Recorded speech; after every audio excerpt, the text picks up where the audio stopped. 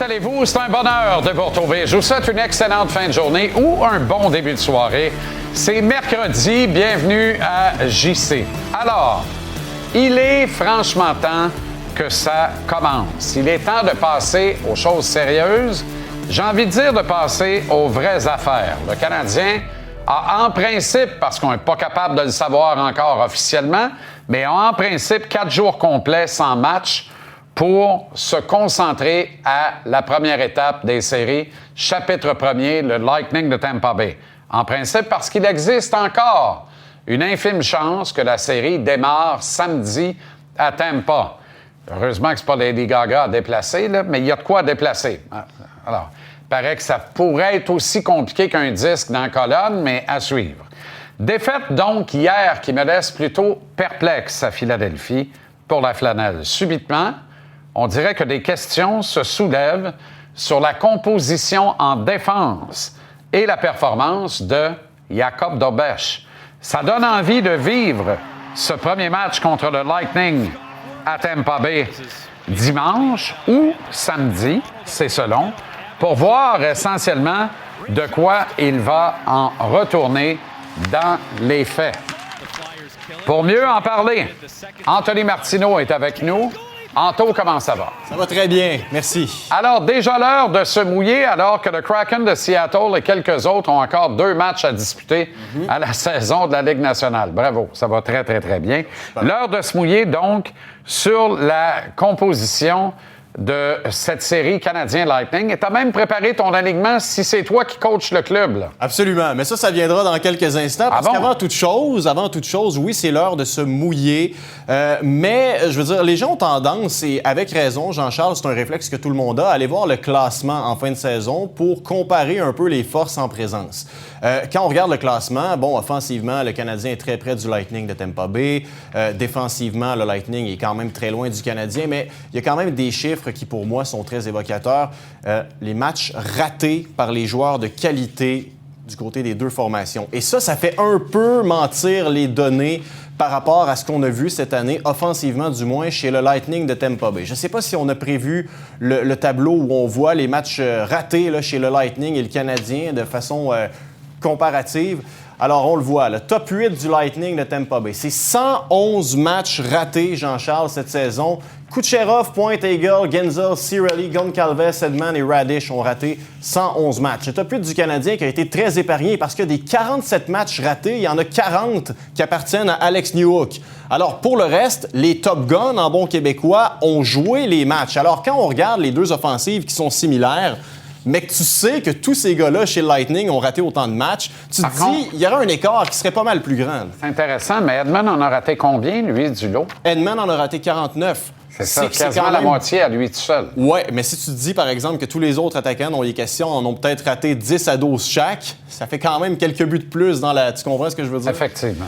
Alors, maintenant, globalement, il y a quand même lieu de comparer les deux formations parce que c'est la confrontation qui nous attend, Canadien Lightning en première ronde des séries. Alors, qui a l'avantage offensivement? Pour moi, c'est le Lightning de Tampa Bay. Pourquoi? Et je suis curieux de t'entendre là-dessus, mais le fait qu'ils aient 2 trios offensifs qui sont bien définis, alors que le Canadien essaie toujours de trouver la combinaison parfaite pour son deuxième trio, en dit long, selon moi. Tu sais, Brayden Point aura le mandat d'affronter probablement le deuxième trio du Canadien. Qui affrontera-t-il? Probablement que ça lui fait plaisir de se poser la question, le bon Brayden. Défensivement, évidemment, en l'absence de Dobson et d'Alexandre Carrier, jusqu'à preuve du contraire, du moins, c'est avantage Tampa Bay pour moi, même si Edman n'y est pas. Encore une fois, jusqu'à preuve du contraire. T'as des gars rugueux, t'as des gars qui sont très durs à affronter du côté de Tampa. Gardien, écoute, beaucoup de respect envers Jakub Dobeš, mais qui ici peut parier contre Andrei Vasilevskiy, surtout en séries éliminatoires? Ce sera pas moi. Avantage numérique. Je donne l'avantage, sans vouloir faire de jeu de mots, aux Canadiens, mais par une très courte marge. Parce que depuis le 24 mars, Jean-Charles, le CH est 29e de la Ligue pour ce qui est de son jeu avec l'avantage d'un homme. Est-ce que c'est lié au fait que tout le monde veut nourrir Caulfield? Peut-être, mais ça reste quand même que ce sont des chiffres qui... 4 en 23 en avril. Exactement, c'est horrible. Infériorité numérique, Lightning. Alors pour moi, Lightning en 7. Pourquoi? Parce qu'il y a quand même quelques facteurs. Bon, la foule et tout, mais l'avantage de la patinoire, selon moi, là, elle aurait été C'est le plus surprenant de ton tableau parce que tu donnes l'avantage à Tampa Bay partout, ouais, puis tu les favorises en 7. Je les ça doit pas être un net avantage, quand même. Ce n'est pas un net avantage, mais tu sais, il y a des trucs qui se mettent moins bien dans un tableau. C'est-à-dire la capacité du Canadien à revenir en fin de match, à compliquer la vie de ses rivaux. Ça, dans quel genre de catégorie tu mets ça dans un tableau, tu comprends? L'avantage de la patinoire... peut-être. Impondérable, exactement. L'avantage de la foule. Tu sais, j'aurais pu mettre robustesse. Robustesse donne l'avantage au CH parce que, surtout en deuxième moitié de saison, on a démontré qu'on était capable de répondre à pas mal n'importe qui. Mais après, Corey Perry... va déranger en tabarouette. J'espère que les gens à la maison sont prêts à détester Corey. Et c'est drôle, hein? Ouais, mais peut-être qu'à Tampa, on va mettre la tête de Josh Anderson à prix aussi. Bien sûr. On a répliquer. Il faut que ça se passe. C'est drôle. Offensivement, OK pour Tampa. Pour moi, c'est une très faible marge. Défensivement, j'ai envie de dire qu'on est au pair. Même sans Dobson et Carrier? Sans Dobson. Sans Dobson et Carrier, c'est compliqué. Ben... Je continue de penser que Carrier va jouer. Oui. J'ose l'espérer fondamentalement. Et que Dobson va rentrer dans la deuxième portion de la série pour les matchs 5, 6 et 7, le cas échéant. Et là, à ce moment-là, on est presque en avance sur Tampa, surtout qu'on ne connaît pas le statut véritable de Victor Edmond l'autre bord. Exact. Alors, si Edmond ne joue pas, ça fait une brigade différente. Mettons ça de même. Ça, on est d'accord. Mais si on parle de ce qu'on sait là, c'est-à-dire que le statut de carrière de Dobson, présentement, les place hors de l'alignement, avec... Puis d'ailleurs, j'ai adoré ton ouverture, avec ce qu'on a vu hier contre Philadelphie. Ah non, mais... Hier, tu vois que ces deux gars-là sont indispensables. Puis, tu sais, le Matheson va être là, je comprends. Là, mais heureusement. Dobson... Oui, heureusement, mais Dobson, tu sais, il bloque des tirs. Ouais. Dobson a un bon lancer. Dobson c'est le 2. Hudson 1, Dobson 2, Matheson 3. Ouais. Goulet 4, Carrier 5. Ouais. Fait que quand tu jouais sans ton 2, sans ton 3, sans ton 5. Et ça a apparu. Puis ça n'a pas fait bien paraître Jacob Dobèche. De là, ma question. Non. Qu'est-ce qu'il faisait dans le net, vu que tu reposes Matheson, t'en as 2 autres blessés? Mais c'est une autre histoire. Unité spéciale, moi, je suis au pair aussi. Ouais. Derrière le banc, je suis au pair. Les impondérables, c'est le Canadien. Exact. Et devant le filet, c'est le Lightning, parce que là, j'irai quand même pas te dire que n'importe qui de Dobèche ou Fowler va être meilleur que Vasilevski, qui est le monstre. OK, ton alignement concrètement maintenant. Oui, bien, si j'étais en charge de décider, ce qui n'est pas le cas, heureusement, diront certains. Mais bon, je me suis amusé parce qu'on fait de la télé sportive, il faut avoir du fun. Mais, tu sais, le premier trio reste intact. Ça, c'est un no-brainer en bon québécois. Alors, pour moi, c'est pareil. Parfait.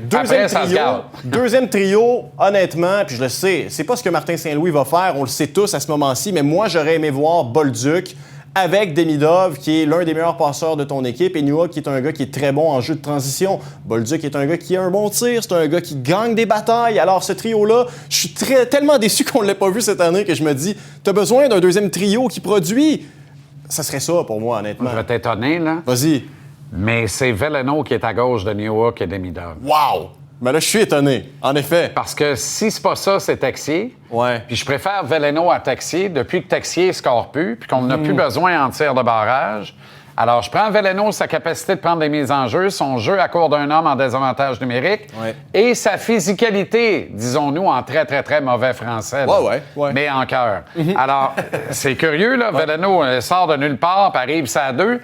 Mais c'est une 2 tant que tu veux, parce que je garde Bolduc à gauche, Anderson à droite et Kapanen au centre de la 3. C'est un trio que j'ai aimé aussi. Je veux dire, exact. Anderson et Bolduc se complètent bien. Exact. Là, on parle dans ce qui est réaliste, mettons. Et pour Kapanen, je trouve ça intéressant. Puis ça permet d'avoir mon gaucher, mon droitier sur la 4. Evans et Dano, qui alternent centre-allié. Puis moi, c'est Brendan Gallagher qui commence la série sur le flanc droit avec ces deux gars-là. Puis Texier et Doc sont dans les gradins. Puis on le sait, toi puis moi, que Doc va jouer, là. Mais on est 9 millions au Québec à penser qu'il ne devrait pas jouer. 9 millions, moins peut-être 3-4, qui sont ceux qui décident au final s'ils jouent pas. Il se bat pour un contrat, là. Si en ce moment... As-tu l'air d'un gars qui se bat pour un contrat? Non, mais c'est là le point. Si en ce moment, il te donne ça, alors qu'il devrait tout donner... Qui doit être la meilleure version de lui-même si le Canadien peut espérer battre le Lightning? On a fait mention brièvement, mais Josh Anderson, pour moi, ça se joue là. On a vu à quel point il était entré sous la peau de Nikita Kucherov. Si Josh Anderson, et je vous le dis, là, si Josh Anderson est le gars que vous voyez à l'écran, qu'il a été il y a 1 semaine et demie contre le Lightning, le Canadien, on peut classer ça dans la catégorie impondérable, là, mais le Canadien peut aller grappiller quelques matchs ici. Absolument. Je favorise le Canadien en 7 en taux. Bon. Fait qu'on est d'accord que ça va au bout. Voilà. Merci. On se fait gâter. Excellente soirée. Salut, pareillement.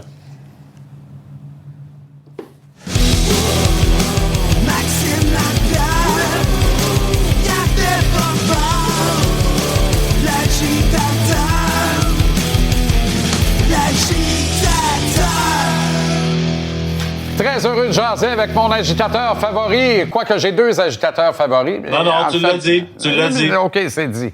Maxime Lapierre, comment ça va, Max? Ça va bien, toi? Excellent. Le Canadien termine au 6e rang du classement général de la Ligue nationale. Quel est le bilan que tu fais de la saison régulière du Canadien, Max?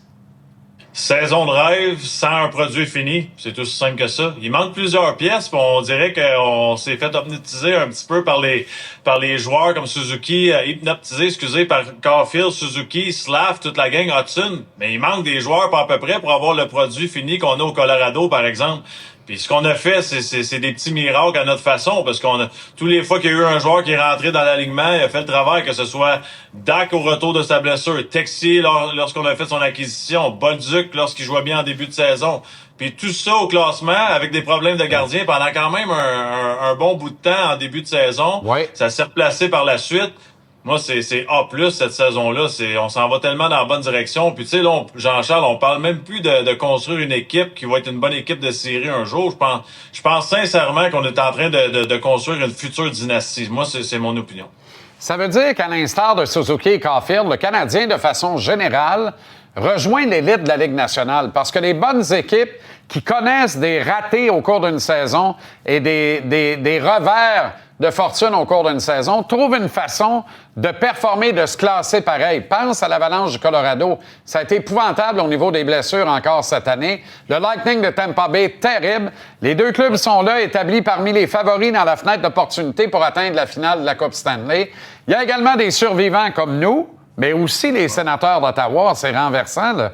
Moi, honnêtement, là, qui va favoriser les Hurricanes de la Caroline en 4 ou en 5 contre les Sénateurs d'Ottawa? D'après moi, ils vont leur donner de la misère en jouant le vert. Ça va être toute une série de premiers tours, ça. Ça va être très bon. Puis les Sénateurs, ça va dépendre de Brady Tkachuk et sa santé. Là. Je pense que ça va être un gros facteur. On l'a vu, la séquence que j'ai pas aimée. D'ailleurs, là, perdre l'équilibre comme ça, il y a un petit problème à quelque part. Mais les Sénateurs, pour moi, c'est une équipe construite pour les séries. On est physique, on a de l'intensité, on a du talent. Le gardien est capable de faire le travail avec une certaine confiance. J'en suis convaincu. Les Sénateurs, de leur côté, veulent prouver qu'ils ont entré en série pour une raison, c'est de passer au moins le premier tour. Puis les Hurricanes, Jean-Charles, c'est toujours la même chose à chaque année. On joue très bien, mais la différence, c'est qu'on joue du hockey de série pendant 82 matchs, mais lorsque l'autre équipe, de l'autre côté, arrive et joue du hockey de série eux aussi, on n'est pas capable de monter notre jeu d'un autre niveau. Fait que à égalité, dans le mode série, on n'est pas capable de se rendre plus loin que le carré d'as. Suzuki Caulfield, je reviens là-dessus, là, c'est maintenant l'élite de la Ligue nationale. On regarde plus en arrière, là. Non, là, c'est fini. Puis, tu sais, on en a discuté cette semaine, Jean-Charles. Moi, je pensais que Caulfield allait marquer 50 buts, mais je suis étonné de voir Suzuki faire 100 points aussi rapidement. C'est sûr que ça aide, il est très bien entouré, mais la façon qu'il s'est comporté, j'espère qu'il n'y a pas de discussion. Dans son cas, pour le Selke, ça doit être automatique. Pour moi, il n'y a même pas de compétition. Je veux même pas personne d'autre dans la discussion. Le gars a fait 100 points, il est bon défensivement, il est calme, c'est un bon leader, c'est un bon jeune joueur, joue pour le Canadien dans un gros marché avec toute la pression. C'est le joueur parfait pour Montréal. Tu parlais de la saison, qu'on n'a pas paniqué quand il y a eu des blessures. Mais ça, c'est l'effet Nick Suzuki. Nick Suzuki, en entrevue, gagne, perd, toujours le même ton, toujours calme, jamais de panique, c'est jamais la faute à personne. Capitaine fait sur mesure pour le marché montréalais. Au niveau des recrues, Max, c'est bien dur de ne pas donner une note, à défaut d'être parfaite, pas loin d'être parfaite, tant à Demidov qu'à Dobèche ou encore à Kapanen. Ben oui, 100%. Puis Demidov, je pense qu'on le savait que ça allait être la future super vedette de l'équipe. Dobèche, moi, c'est la façon qu'il gagne ses matchs. La différence avec le début de saison, il s'est replacé dans son filet parce qu'il nageait dans le bleu, ça n'avait pas de bon sens, mais il gagnait ses matchs. Mais là, il nage plus. Il a l'air d'un gros bonhomme très, très confiant. Puis je suis content d'aller avec lui pour commencer les séries. J'ai 100% confiance en lui. Puis du côté de Kapanen, Jean-Charles, c'est une recrue, puis c'est normal, là, la petite baisse de régime après le milieu de la saison, à partir du match 50 environ. C'est un bon joueur de hockey, même s'il produit un peu moins offensivement, t'es jamais dans le trouble avec ce gars-là. Il fait pas d'erreur sa patinoire, c'est un gars qui est bon défensivement, qui est responsable, Bien évidemment, il va faire des erreurs comme tout le monde, là, comme je viens de mentionner, mais il a l'air d'un vétéran sur la patinoire, puis il est même pas dans la bonne chaise. Il a eu tout un défi cette année de jouer sur le deuxième trio. Il a performé, puis c'est pas un gars qui a été construit sur mesure pour être un centre de deuxième trio, puis je trouve qu'il a fait un travail remarquable. Max, je continue de penser que le meilleur fit du Canadien au premier tour, c'est le Lightning de Tampa Bay. Mais 3 victoires, 3 défaites dans les 6 derniers matchs de la saison. Les 2 derniers départs de Dobeš, so-so, disons-le comme ça, pour rester bien poli. Tu vas être là à tous les soirs de match ici en studio avec nous.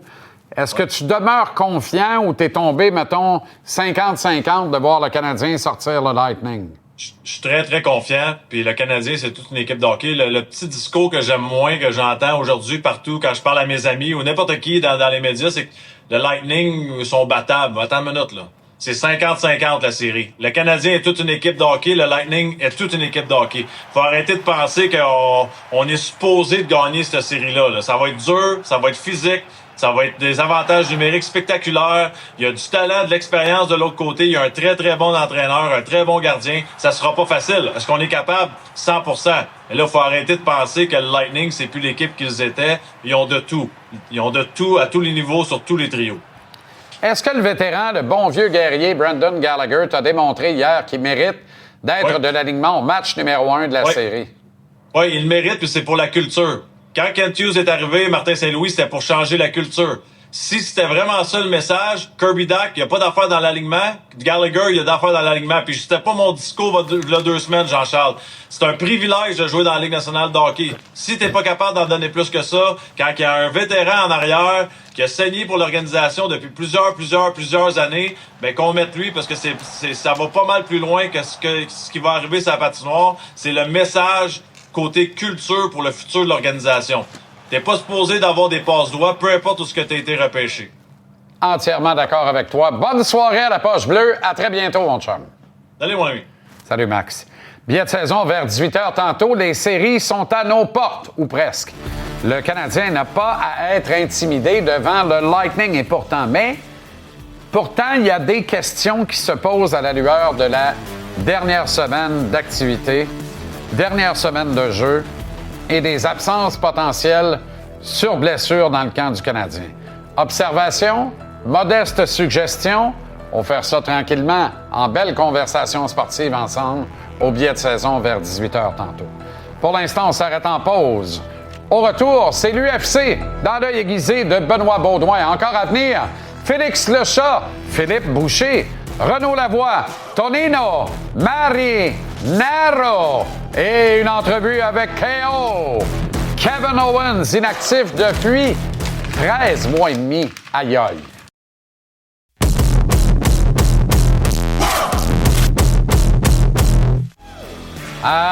Winnipeg, les nuits sont longues. Peut-être pas tant que ça, il nous le dira. C'est là-bas qu'on les retrouve, dans le vent.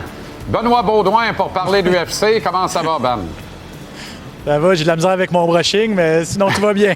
Écoute, ça fait 25 ans que j'ai de la misère avec mon brushing, moi. Fait que, bienvenue dans le club. Quand on se compare, on se console, ouais. Exactement. Alors, Beautiful Winnipeg, carte intéressante quand même pour l'UFC. D'abord, le rythme en ville. Est-ce que Winnipeg bat au rythme de l'UFC? C'est gros, là, quand même, là, ce qui débarque en fin de semaine. Bien, c'est gros. Ben, c'est ça, exact. En fait, vibrer au rythme de l'UFC, c'est peut-être fort, mais je pense qu'arriver samedi, ça va être intéressant. En tout cas, dans l'amphithéâtre, ça va être intéressant. Première fois depuis 2017. Ça me fait quand même penser à Montréal au mois de mai dernier. Là. Ça faisait 10 ans que l'UFC n'était pas venu, puis on a eu droit à toute une soirée. Donc, les fans ici, ça fait un bail qu'il n'y a pas eu de gala. Donc, d'après moi, ils vont être présents. 9 Canadiens quand même sur une carte de 13 combats. Wow. En finale, Mike Malott, le capitaine de la milice Maple Leafs. Ça, c'est l'équipe canadienne, là, le contingent canadien à l'UFC, c'est comme ça qu'on l'a nommé. Et lui, c'est le capitaine non officiel de cette troupe-là. 6e combat consécutif pour lui au Canada. Première finale à l'UFC contre le vétéran Gilbert Burns. Jasmine Jasdevicius, une des combattantes canadiennes les plus talentueuses également sur la carte. Il y a 3 Canadiens qui font leur début. 2 Québécois aussi sur la carte, Charles Jourdain et Julien Leblanc. Donc, ça va être une belle soirée, là, j'ai l'impression, sur nos zones. On devrait avoir des très, très bons duels et des très, très bons combats dans l'aréna ici derrière. Je trouve ça intéressant. Je sors du plan rapidement, là, même si on est bousculé par le temps, mais je t'écoutais puis je me disais, est-ce que l'UFC a songé un jour peut-être présenter des soirées thématiques? Exemple, tous des combattants canadiens contre tous des combattants américains où tous des combattants brésiliens contre le gagnant du duel Canada-États-Unis, puis se promener comme ça dans un circuit satellite, il me semble qu'il y aurait quelque chose là d'intéressant, non, pour aller chercher la fibre patriotique par-dessus tout, là. Bien, on le fait un petit peu. C'est sûr que c'est difficile dans une soirée de 13 combats de juste mettre des Canadiens, disons. Je comprends. Mais tu sais, on a quand même, sur la carte, il y en a énormément. Il y a déjà eu, et là tu me prends de court, mais il faudrait retourner dans les archives, là, mais il y a déjà eu un gala pay-per-view qui s'est appelé Canada versus US, ou une affaire de même. Ah, wow. David Loiseau était sur la carte, je me rappelle, il me semble. Wow. Pas de côté aussi, sauf erreur, mais là, on remonte à plusieurs années. Donc oui, on essaye des fois de faire des petits thèmes comme ça, c'est pas faux, là. 2 Québécois sur la carte, Julien Leblanc, Charles Jourdain. Comment il va, Charles? Dans quel état d'esprit il se retrouve? En tout cas, là, quand je lui ai parlé il y a une couple de semaines, il était resplendissant, là. Ah, resplendissant, c'est pas le mot. Et en fait, je l'ai jamais vu aussi confiant, là. Honnêtement, il a le couteau entre les dents. Lui, la défaite, c'est pas une option en fin de semaine. Puis honnêtement, il sort cette confiance-là de sa dernière performance, bien sûr, contre Davy Grant, du fait qu'il est sur une séquence incroyable depuis qu'il a changé de catégorie. Il n'arrête pas de dire « Je suis maintenant un professionnel ».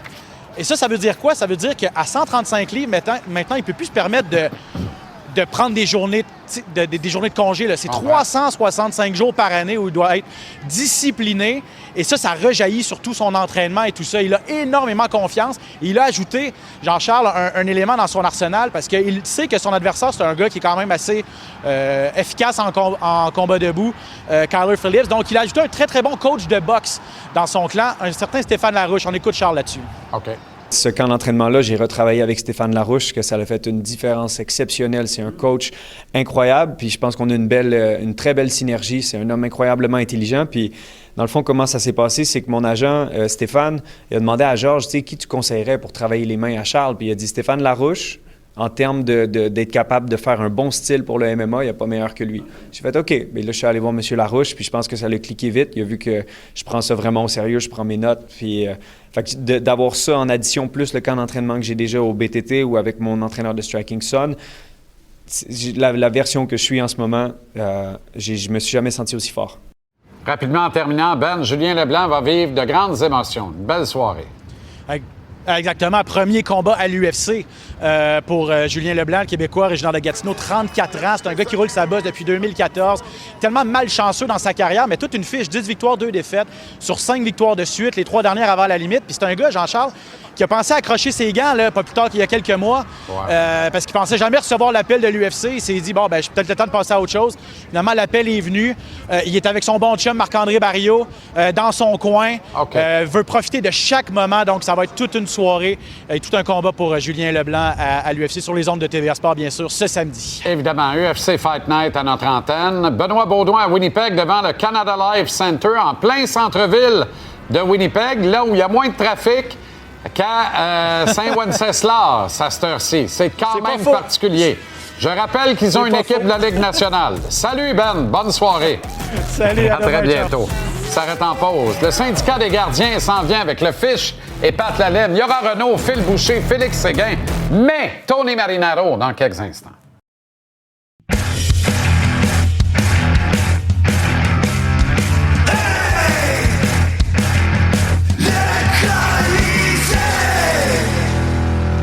Avec Marinaro, avec Tony Marinaro. Ho, ho, ho, ho. Hey! Salut. Salut. Le Canadien est en série. Ça va être excitant. Je vois que tu affiches tes couleurs, celle du Lightning. Ça me déroute un peu, mais bon, on a le temps de se remettre. Mais pendant que nous, on s'amuse à se préparer pour les séries, ce qui est quand même un privilège. Moi, j'affiche tes couleurs de TVA Sport. Oui, ça, c'est bon aussi. Il y a un club sur 2... Et du Québec. ...qui fait les séries. Au Québec, c'est... Ouais. Il y a un club sur 2 qui fait des séries dans la Ligue nationale. Et dans l'autre qui les fait pas, on trouve les Leafs de Toronto. Quel dossier, il faut rendre à César ses croutons, là. Quel dossier, encore une fois, des gens du site The Athletic, un dossier fouillé qui rapporte que Keith Pelley, qui est le président, CEO de Maple Leaf Sports and Entertainment, qui est la jupe qui chapeaute tout le sport professionnel torontois et les édifices dans lesquels les équipes évoluent, édifices et autres stades, aurait demandé à l'IA de générer quelques transactions qu'il a ensuite suggérées à Brad Treliving, qu'il aurait suggéré à Brad Treliving, le directeur général. Et peux-tu imaginer Jeff Molson, C'est épouvantable. S'amuser chez lui en boxer short, demander à l'IA des transactions, puis débarquer un petit café dans l'office le lendemain, puis dire à Gorton Hughes, les boys, moi, je pense qu'on devrait compléter cette transaction-là. Non, c'est épouvantable. Tony, Non, mais c'est épouvantable. Écoute, là, je trouve ça épouvantable. C'est comme si c'était un joke de poisson d'avril, là. Tu sais, le gars, le grand Manitou de Maple Leaf Sports and Entertainment qui rentre là, la journée de la limite des transactions, avec des transactions imprimées par IA. Hey, c'est un joke ou quoi?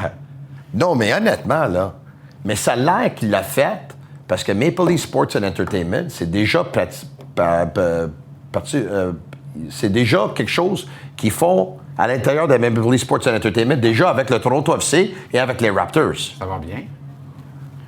Ça va très bien. On voit que ça marche.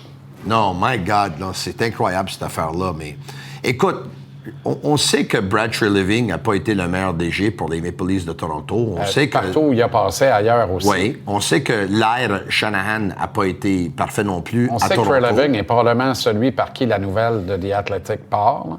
OK. Ah, ça, je ne sais pas. Ben mais là, ça, c'est intéressant. Ben non, mais honnêtement, là, ouais. Tu sais, je veux dire, à un moment donné, te serais-tu retenu de le dire, toi? Non.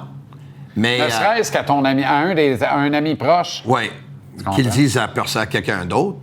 Mais je commence à penser que l'implication du comité et de Maple Leaf Sports and Entertainment fait en sorte que n'importe qui que tu mets là, ça va mal aller. Pourquoi Kyle Dubas... tellement raison. Pourquoi Kyle Dubas a pas bien fait les choses? Bon à Toronto, avec plus à Toronto, exact. Et il fait bien avec moins à Pittsburgh. Exact. Il doit avoir quelque chose dans la... Probablement parce qu'à Pittsburgh, c'est lui qui chauffe le char. Je pense que oui. Et on est chanceux à Montréal parce que Jeff Molson laisse les clés du véhicule. La seule nuance par rapport à d'autres marchés de la Ligue, tu peux laisser les clés du char, mais tu peux dire, ramène des résultats. Ici, il y a moins de pression de résultats, mais les résultats arrivent pareil. Fait que dans le fond, on n'a pas à se plaindre. On est vraiment dans une situation parfaite. Quel bilan tu dresses de cette saison du Canadien? 106 points de classement. Tony, c'est une progression de 15 points de classement par rapport à l'an dernier. OK. Et Nick Suzuki est un métronome. Pour une deuxième année de suite, il progresse de 12 points au classement des marqueurs. Et comme le Canadien mord la poussière du top 5 de la Ligue, finit 6e des compteurs parce que Mark Scheifele s'est payé une dernière veillée des dieux. Écoute, si tu y penses, le Canadien sont allés chercher 91 points l'an passé. 15 points de moins. 15 points de moins. Là, ils ont ajouté... Et on est en série avec 91. Oui. Puis là, il y a 4 équipes qui n'ont pas fait les séries avec 93 points. 13 points. OK. Ils ont ajouté Dobson, ils ont ajouté Bolduc, ils ont ajouté Dano, ils ont ajouté Texier. Le noyau était un an plus vieux, évidemment. Le staff était un an plus vieux, puis ils ont eu cette expérience de la première ronde, de la défaite l'an passé contre Capitals. Si tu y penses, 15 points, c'est 1 victoire de plus par mois. Si on regarde ce côté-là, c'est pas bien surprenant que les Canadiens ont fait 1 victoire de plus par mois vis-à-vis l'an passé. Moi, j'avais prédit une saison de 100 points aux Canadiens. Les Canadiens ont fini avec 106. Donc, 3 victoires de plus que je pensais, dont à tous les 2 mois, 1 victoire de plus. C'est une excellente saison des Canadiens. Combien d'équipes vas-tu voir qu'ils se sont améliorés de 15 points au classement vis-à-vis l'année dernière et que les premiers 5 ou 6 joueurs, ils ont tous réussi des sommets personnels? Ceci explique cela. Oui, Il n'y a pas de secret dans... Si tes meilleurs joueurs sont tes meilleurs joueurs, tu vas gagner en saison régulière. Exact. Même en série éliminatoire, si tes meilleurs sont les meilleurs, tu vas gagner. Exact. Et si le trio de Suzuki, Caulfield et Slav est meilleur que celui de Cooch chez le Lightning de Tampa Bay, on améliore substantiellement nos chances de réussite. Là. Sauf que dans les séries, tu as besoin de 4 trios, puis un bon gardien, puis et un jeu discipliné pour gagner des matchs. La saison régulière est tellement longue, tu joues contre toutes les équipes, que des fois, un trio, des fois, un joueur peut t'amener à la victoire. Est-ce que les 10 derniers jours de la saison, tu les enlèves de l'équation? On ne peut pas les enlever de l'équation, mais est-ce qu'ils t'affectent? 3 victoires, 3 défaites dans les 6 derniers matchs. Les 2 derniers départs de Dobeš sont 2 défaites dans lesquelles il a donné un total de 9 buts et il n'a pas nécessairement été étincelant, loin de là. On a revu le Dobeš qui a connu des difficultés en octobre et en novembre. Hier, on a revu la défensive permissive qu'on n'aimait pas en octobre et en novembre quand on critiquait le fameux système. Est-ce que les 6 derniers matchs sont de nature à t'inquiéter avant d'affronter le puissant Lightning? Je vais pouvoir te dire ça après le premier match de la série contre le Lightning. Par contre, je vais te dire que je vais donner le bénéfice du doute aux Canadiens, qu'en voyant que dès le moment que les séries étaient assurées, le Canadien, cette motivation-là, évidemment, a baissé. On sait qu'il y avait plusieurs joueurs qui jouaient pour avoir des sommets personnels et on sait que leurs coéquipiers puis l'équipe jouait pour que ces joueurs-là pouvaient atteindre ces objectifs-là. Hier soir, l'équipe a joué pour pas se blesser. L'équipe a joué pour pas se blesser hier. Ouais. C'est un des choses, je pense. Ouais. Donc, est-ce que je suis prêt à fermer les yeux sur 77 matchs pour dire que le Canadien, les derniers 5 matchs, ça m'inquiète? Non. Hier, les problèmes ont été vraiment en défensive et devant le filet, là. Puis défensivement, j'inclus la bourde monumentale de Juraj Slafkovský. On lui pardonne. Ça fait longtemps qu'il n'avait pas fait une bulle au cerveau comme ça, mais ça a coûté le 4e but puis ça a mis le match hors de portée pour le Canadien à ce moment-là dans la rencontre. Mais quand même, les 3 premiers trios potentiels du match numéro 1 contre Tampa étaient sur la glace hier. C'était pas le cas de Philadelphie. Je comprends qu'en défense, en reposant Matheson, c'est l'équivalent de dire on joue sans notre 2, notre 3 puis notre 5, la brigade défensive. C'est sûr que tu vas ouvrir la porte à l'adversaire, mais tu as le gros bonhomme qui est supposé de la fermer en arrière. Hier, là, le temps de jeu que Martin Saint-Louis a distribué, notamment à son premier trio, c'est un temps de jeu énorme. Quand tu dis qu'un club joue pour pas se faire mal, comment se fait que ces 3 gars-là étaient sur la glace aussi souvent? Moi, Slafkovský, les 22 minutes, je l'ai pas compris. Là. Honnêtement, je l'ai pas compris. Je pense que le premier trio a beaucoup joué. Tu as raison. Ce que j'ai aimé, par exemple, c'est que Xhekaj, finalement, il a joué presque 20 minutes, lui, à la défense, au moins. Il est le premier surpris. Il a besoin de jouer. Là. Le Canadien peut-être ferait appel à ses services. Ils ont besoin de lui. Bien là, Matheson va revenir. Ouais. Moi, je continue de penser que Carrier va être là. On joue à cache-cache, là, mais Carrier, on parlait de 2 semaines au départ. Les 2 semaines sont épurées. Ça fait une semaine qu'il patine, puis il patine élégamment en solitaire. Puis il y avait une blessure au bas du corps. Il a fait des présences, il a simulé des présences avec le coach de spécialité du Canadien. Vraiment des présences en puissance. Oui. De 30 J'espère qu'il va venir secondes. parce que... Je pense que Carrier va jouer. C'est des séries éliminatoires, Tony. Quand il n'est pas là, on réalise que Carrier faisait un job. Bien, c'est parce que, exactement comme quand il est arrivé l'an dernier, c'est pas parce que Carrier est un top 4 de la Ligue nationale dans n'importe quel club, c'est pas vrai. On fera pas croire ça au monde. Même dans la brigade actuelle du Canadien, il fait pas le top 4, il fait pas la coupure, il est 5e. Sauf que c'est tellement le mortier autour de toutes les pierres des champs, c'est lui qui permet de tenir le mur en place. Tu as besoin d'un Carrier. Évidemment, Matheson va jouer. Je pense que le Canadien peut se débrouiller contre Tampa en l'absence de Dobson pour les 4 ou 5 premiers matchs de la série, mais pas en l'absence de Dobson et Carrier. J'essaie de penser à une équipe qui a un 3e paire de défenseurs. Goulet-Carrier, il n'y en a pas. Donc, Carrier ne pourrait pas jouer. Je pense qu'il peut jouer dans toutes les équipes de la nationale. Hein, c'est sûr. C'est sûr. Y a-tu une meilleure 3e paire de défense dans la Ligue? Si jamais c'est Goulet et Carrier, non. Voilà. Si jamais c'est Goulet et Carrier, non. Et je pense qu'il faut les réunir. Je pense que Martin, hier, a beaucoup testé Reinbacher, même à 4 contre 4. Oui. Ça se peut que Martin le laissait à la place de Dobson avec Matheson. Oui, mais les réunir. Matheson va jouer avec qui? Reinbacher. Puis Hudson va être pogné du côté droit. C'est possible. OK, mais tu fais quoi de bon? Non, mais Matheson qui joue 25 minutes par match, qui est sur la glace pour s'opposer contre les meilleurs trios adverses, ne peut pas jouer Reinbacher. Reinbacher ne jouera pas 25 minutes. On est d'accord avec ça. Mais sinon, qui va jouer? Tu vas mettre Carrier avec Matheson en l'absence de Dobson? Non. Puis Reinbacher avec Goulet? Non, la seule chose que tu peux faire, tu peux mettre Matheson avec Goulet. Ils l'ont déjà fait. Qui va jouer à droite? Les deux sont vissés à gauche et bien meilleurs là. C'est ça l'autre problème de la patente. Là. Le seul gaucher que tu peux soigner à droite, c'est Hudson. Mais Matheson, le joueur le plus expérimenté des deux. Mais Lane Hudson avec Carrier, si jamais il est de retour. Et tu mets Struble Reinbacher ou Struble Xhekaj. C'est compliqué, hein? C'est là où ça se complique. Là. Mais Vraiment. tu sais que c'est compliqué du côté du Lightning aussi. Là. Aussi, heureusement. Lilleberg, Moser, Cernak, Dastou, toute une histoire. Dasto Mais- est écœurant. McDonough ralentit beaucoup. McDonough ralentit beaucoup, il fait 36 ans. Edmund, on ne sait pas s'il va être de retour. Je pense qu'Edmund va être Il fait là. 35. Ouais, c'est ça. Edmund a arrêté 48 matchs cette saison. Oui, c'est beaucoup. Puis sais-tu combien de buts il y a en 33 matchs? Un but. Puis un moins un. Quelle saison des 3 recrues? Kapanen, Dobesch, Demidov. Formidable. Les 3 vont devoir être au zénith en série éliminatoire pour conduire au succès. Au moment qu'on se parle, je pense... On va continuer d'en parler demain parce Ouais. que amène tes trios demain. Je veux voir ta formation au match numéro 1, quoi qu'il advienne, Oui. avec l'info qu'on aura demain. C'est beau. Parce que tu vas voir que t'es au Québec ici. Je prends soin de ton ami Joseph Veleno, pas à peu près. Ah, Moi, ouais. je pense que Veleno doit être là. J'espère! Et Gallagher et tout. On est au Québec, c'est... T'es au Québec ici. Québec ici. T'es au Québec ici. Frère Jacques, frère Jacques. Tonino! Et sa ceinture fléchée, demain à la même heure. Faites votre train de bonheur. Syndicat des gardiens, le fiche et Pat Lalème au retour.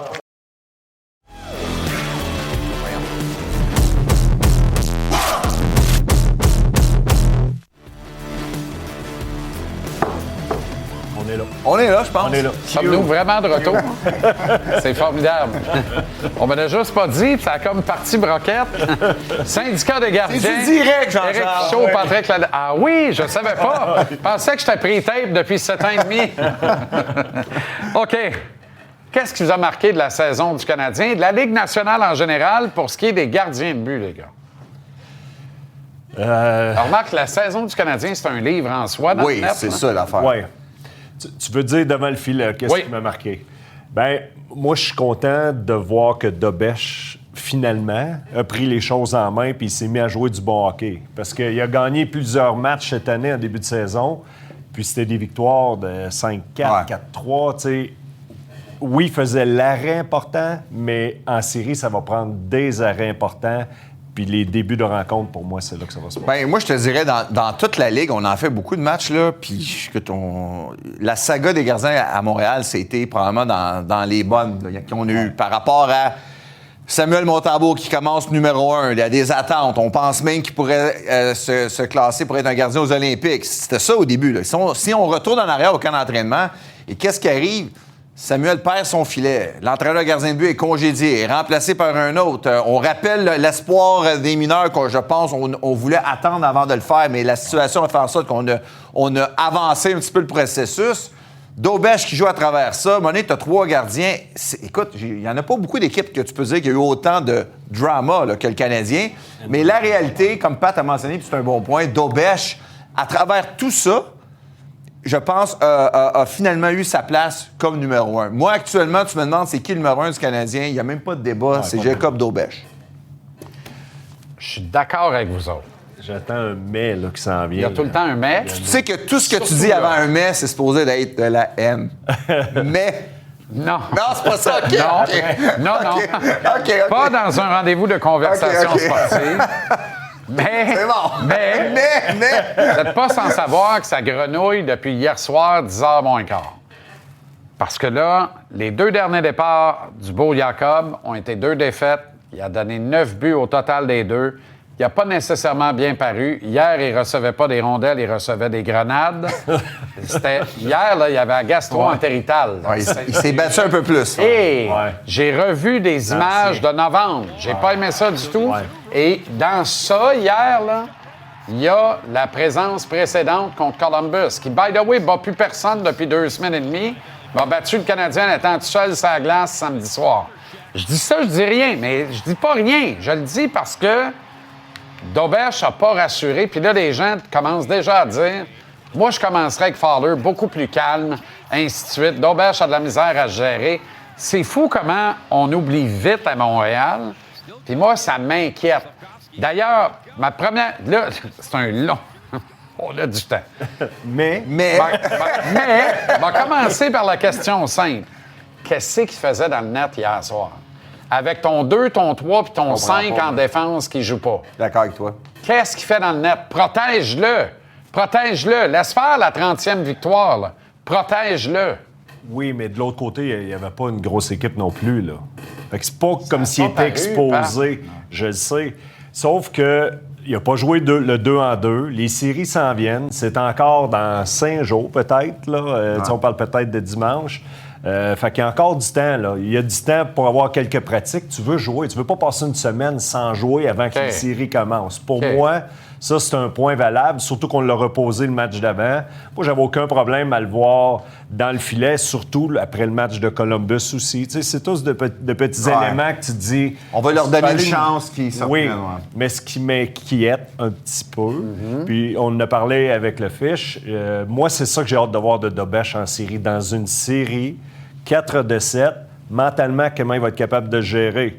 Si tu as une mauvaise rencontre, est-ce qu'il va l'échapper? T'as pas grand temps, là. Tout est amplifié, là. Et voilà. Et voilà. T'as Vasilevski, l'autre bord. Mais d'ailleurs, je pense qu'il joue même ce soir. Fait que eux autres aussi, ils font jouer jusqu'à la fin, là. Mais parce que Johansson est Il blessé. est blessé, ouais. Ça. Ils n'ont pas vraiment le choix. Mais en même temps, il aurait pu arrêter. Cette année, je pense qu'il est blessé depuis le début de l'année. Incroyable. Puis ça, je dis rien. Incroyable, C'est mauvais, lui.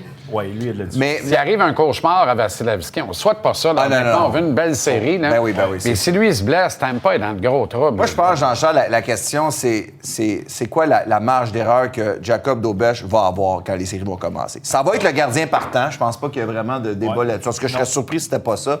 Mais est-ce qu'on va attendre une contre-performance, 2 contre-performances avant de rentrer Fowler? Moi, je suis pas sûr qu'on va être très Martin patient. va être bien patient. Là, c'est Moi ça. non, Parce pas que t'as Fowler en arrière, puis l'organisation l'adore. Ouais. Je sais pas pourquoi. J'ai comme... Je sais pas, on dirait que je pense que on va voir les 2 gardiens. Je serais pas surpris. Je serais pas surpris, mais ça veut pas dire que c'est une mauvaise chose. Tu penses? C'est vrai que les Hurricanes de la Caroline ont vu 2 goalers en première ronde en 2006, puis ont finalement gagné la Coupe avec le deuxième. Ouais. Puis le premier, ils l'ont vu 2 games et demi, par exemple. Ouais, c'était Cam, ouais, c'est ça, Cam. Ouais, Gerber, remplacé par Cam Ward. Le Canadien menait 2-0 dans la série et 2-0 dans le 3e match au moment de retirer Gerber au profit de Cam Ward. Caroline a gagné à Game 3. The rest is history. And the rest is history. Mais... On salue Bijou Rinfray qui avait prédit une promenade dans le parc à la faveur du Canadien. La réalité, c'est que, tu sais, là, tu as 2 gardiens qui n'ont pas beaucoup d'expérience en série. Ils ont peut-être de l'expérience dans les niveaux inférieurs. Ouais. Mais tu as tellement un bon point par rapport à Dobeš, là, comment il va gérer ça. Tu sais, il est très agressif, mais des fois, comme hier, tu le vois, il donne un coup sa rondelle, mais ça vient lui nuire. Oui, c'est ça. C'est tellement 2 gardiens à l'opposé, là. Mais c'est ça que j'ai hâte de voir.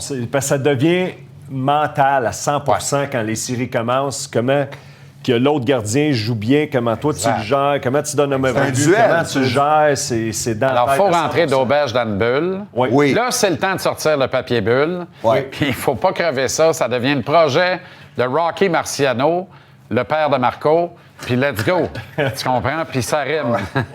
Dobson ne jouera pas, du moins la première portion de la série, peut-être les 4 ou 5 premiers matchs. Mais ça prend une guérison miracle à Carrier. Là, parce que Matheson va être là. Il faut que Carrier joue, les gars. C'est sûr, parce que là, tu t'exposes tout le monde. Là, tous tes gars qui ont joué du 10-11 minutes sont rendus à du 15-16. Exact. C'est pas toujours bon, ça. Ça prend des gars qui bloquent des shots. Dobson, t'es premier dans la ligue. Carrier est bon pour Il est bon, Carrier, pour ça. Côté droit, il n'y en a pas de droitier. Là. Il y a juste Reinbach. David Savard, c'est fini. Hein? C'est fini, là. Il joue pour les anciens, peut-être. Peut-être. Pour avoir bloc des shots. Repars-moi pas. Mais il est en retraite. Bonne soirée, les gars. Salut, Jean-Charles. 3 matchs plutôt que 2 ce soir. Puis pas de mai à part de ça. Let's go. Retour de la pause. C'est le billet de saison. Il y aura le coach Michel Bergeron. S'en viennent également dans l'œil du chat, Félix Séguin, la mise en échec, Renaud Lavoie, Capital Hockey, Philippe Boucher au sortir d'une belle traque de golf en Floride. Et quelle entrevue que tu ne veux pas manquer tantôt avec Kevin Owens.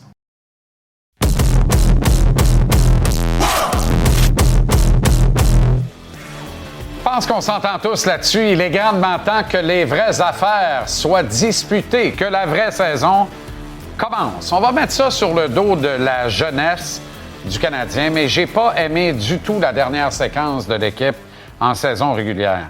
C'est pas tant le dossier de 3 victoires et 3 défaites lors des 6 derniers matchs que la manière. 13 buts marqués seulement lors de ces rencontres, moyenne légèrement supérieure à 2 buts par match, c'est insuffisant. 17 concédés, pas catastrophique, mais pas parfait non plus. Moins 4 sur 6 matchs. Ils nous ont pas habitués à ça.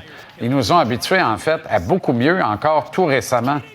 Jacob Dobèche a encaissé la défaite à ses 2 derniers départs en accordant un total de 9 buts sur 58 tirs.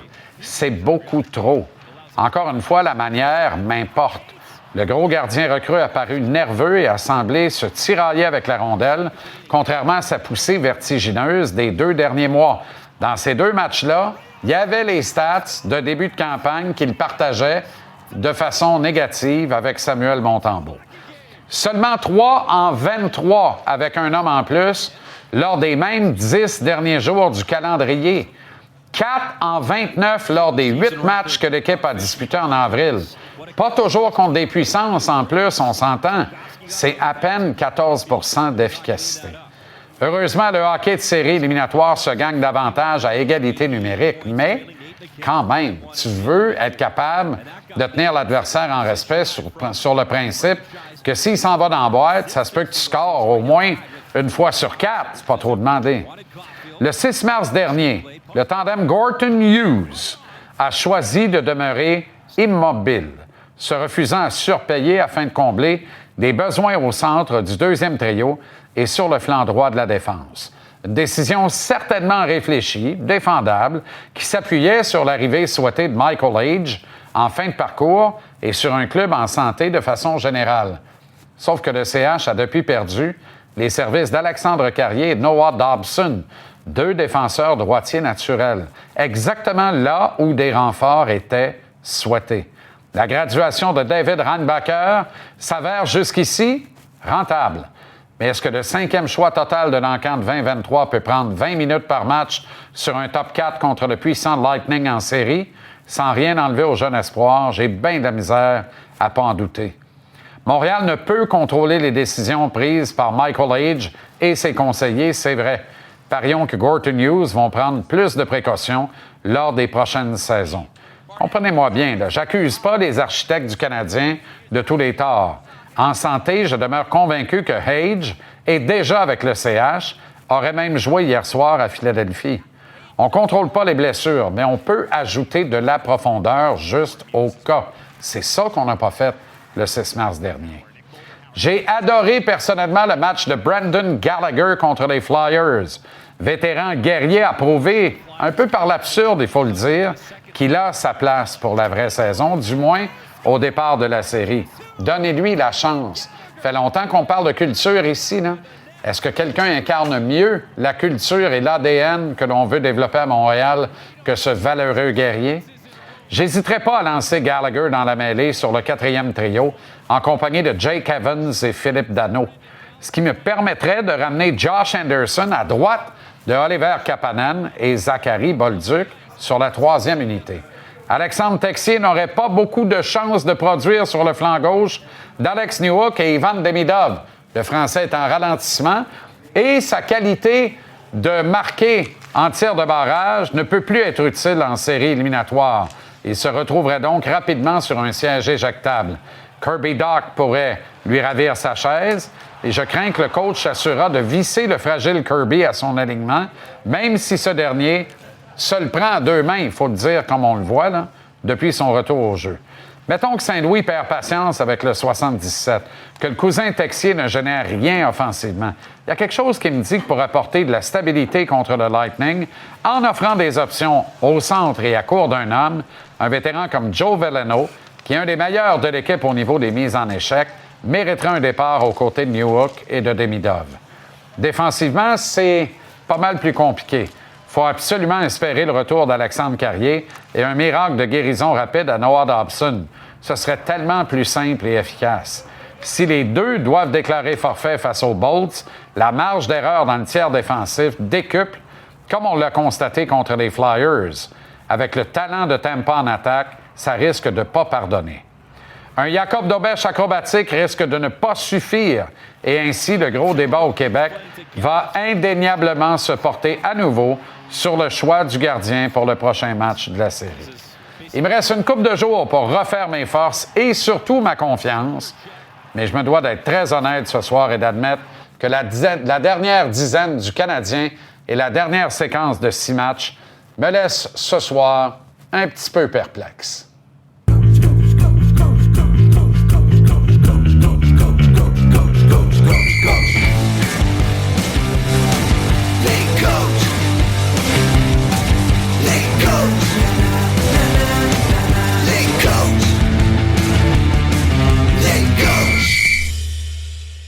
all you got to do is look at the stat sheet.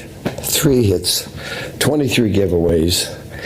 Like, I don't know if I'm back, but if I'm back, I'm changing this culture. These guys, they don't care. Losing is not important enough to them. It doesn't bother them.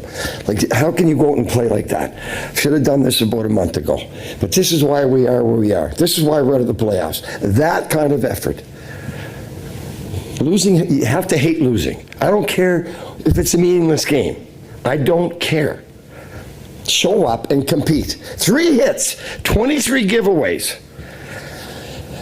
What else you want to know? Rick Bowness, hier, après la débâcle des Blue Jackets de Columbus, hey, certains disaient, il peut-tu être nommé comme coach de l'année, coach à moitié de l'année? Oui, mais avant les 10 derniers matchs, Jean-Charles. C'est ça. Jean-Charles, écoute, hey, Bowness, là, il a vu des barbecues, là, lui, là. Hein? Il a perdu sa job à Winnipeg, perdu sa job à Dallas. Oui, puis lui, il s'en allait chez eux. Il était chez eux, puis sur le pouce, il ne pensait jamais que le téléphone sonnerait. Ben non. Puis Don Waddell, là, c'est peut-être un des directeurs gérants le plus soft, plus gentil de la Ligue nationale. Ce qu'il vient de faire là, écoute, il vient de perdre 3 des 10 derniers matchs. Arrive pas à faire le spectacle après, là. Fais le spectacle dans le vestiaire. Dis-leur en pleine face ce que tu penses d'eux. Viens pas faire le show en pensant peut-être que tu vas revenir. Je te l'annonce en primeur. Il ne reviendra pas? C'est terminé. Tu penses? C'est terminé. Okay. Voyons donc, tu peux pas faire ça, Jean-Charles. Mais c'est quand même une débâcle à Columbus. Ben oui. Tu perds à la maison contre un club éliminé. Mais non, c'est sûr que... T'es venu battre Montréal en étant quand même très solide. Ben oui. Et ça nous démontre... Et là, ça nous ramène aux Canadiens. 3 victoires, 3 défaites dans les 6 derniers matchs. Une des défaites contre Columbus, alors qu'on a très mal paru. Les 2 dernières défaites avec Daubèche dans le net, qui avait l'air du Daubèche d'octobre-novembre. Es-tu inquiet, Bergie? Je suis inquiet un peu, même si je l'ai choisi pour gagner la série contre Tampa Bay.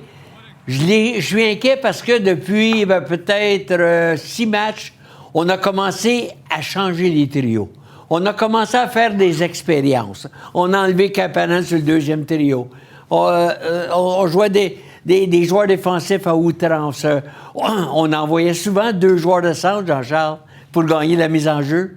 Quand tu gagnes, si tu ne gagnes pas la mise en jeu, faut que tu restes à la glace. Les 40 secondes que tu perds pour courir après la rondelle, l'autre qui est sur le banc, là, il attend son tour. C'est des petites choses comme ça, là, parce que je les ai vécues un petit peu. Donc, j'aime pas tellement ça, à cette période-ci de l'année, qu'on fasse des expériences. J'aime pas ça. Et on n'a toujours pas de 2e trio clair. C'est ça. Toi, est-ce que tu ramènes Kapanen au centre de la 2 avec Demidov? Et Bolduc. C'est pas New York. Non, c'est pas New York, c'est Bolduc. Bolduc, là, donne-lui des responsabilités, c'est le shooter. Demidov, il va le trouver, Bolduc. Bolduc, là, s'il se démarque, là, Dimitrov, là, il va le trouver. Demidov. T'as tellement raison. Ça Voyons m'excite donc. tellement.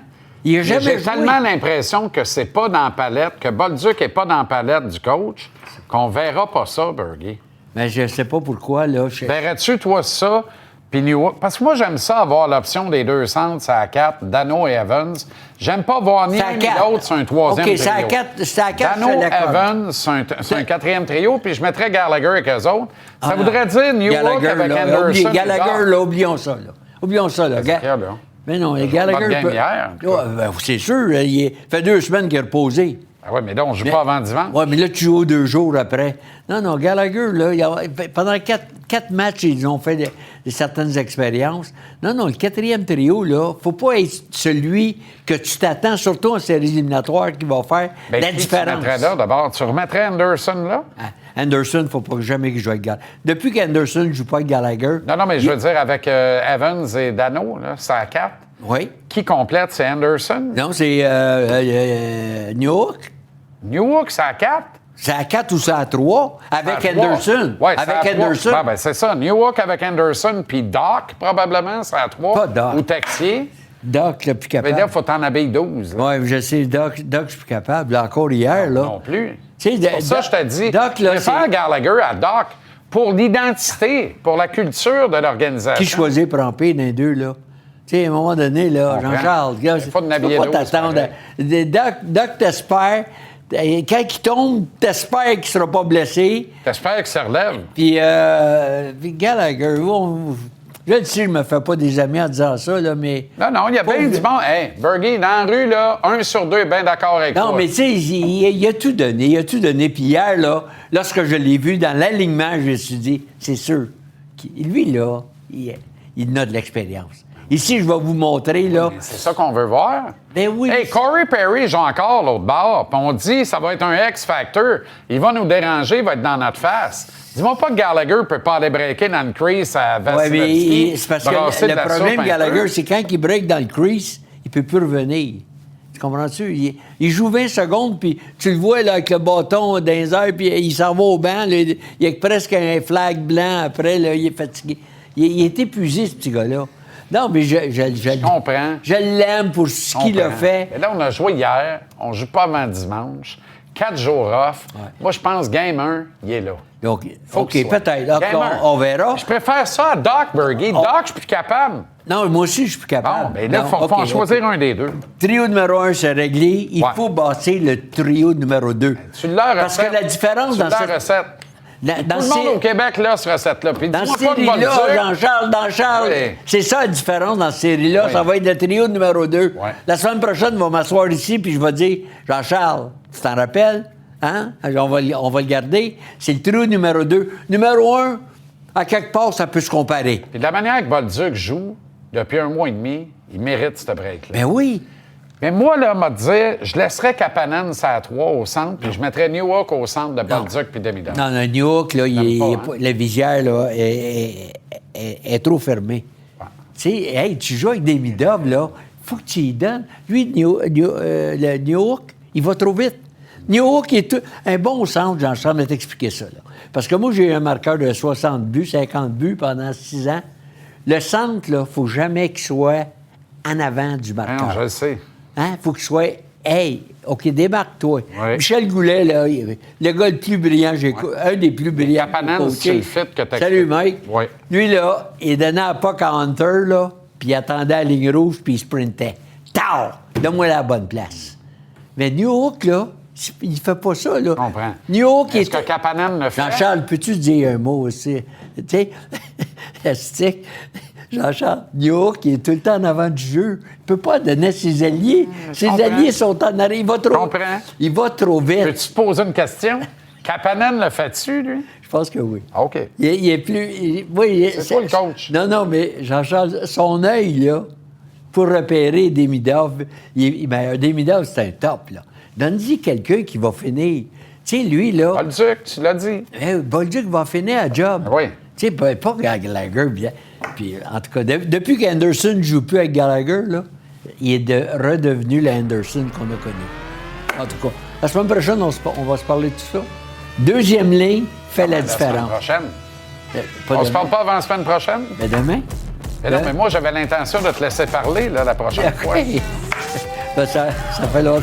Tu sais, ça fait longtemps que je n'avais pas parlé. Hein? Salut, Jean-Charles. Bonne veillée, Bergie. Canadien en 6. Canadien en 6. En 6? Ah oui. Wow! Je te l'aurais dit. Tu vois, tu me fais plaisir. Je te l'aurais dit. Canadien en 7, Bergie. OK. Jamais ils vont gagner à Tampa Bay. Ouais. On s'arrête en pause. Félix Séguin, Renaud Lavoie, Philippe Bouchard, retour, Kevin Owens tantôt. Slavkovski de l'autre côté dévié le but! Corey Perry, encore une fois l'avantage numérique. Du chapeau pour Austin Matthews. Du grand Cole Caulfield.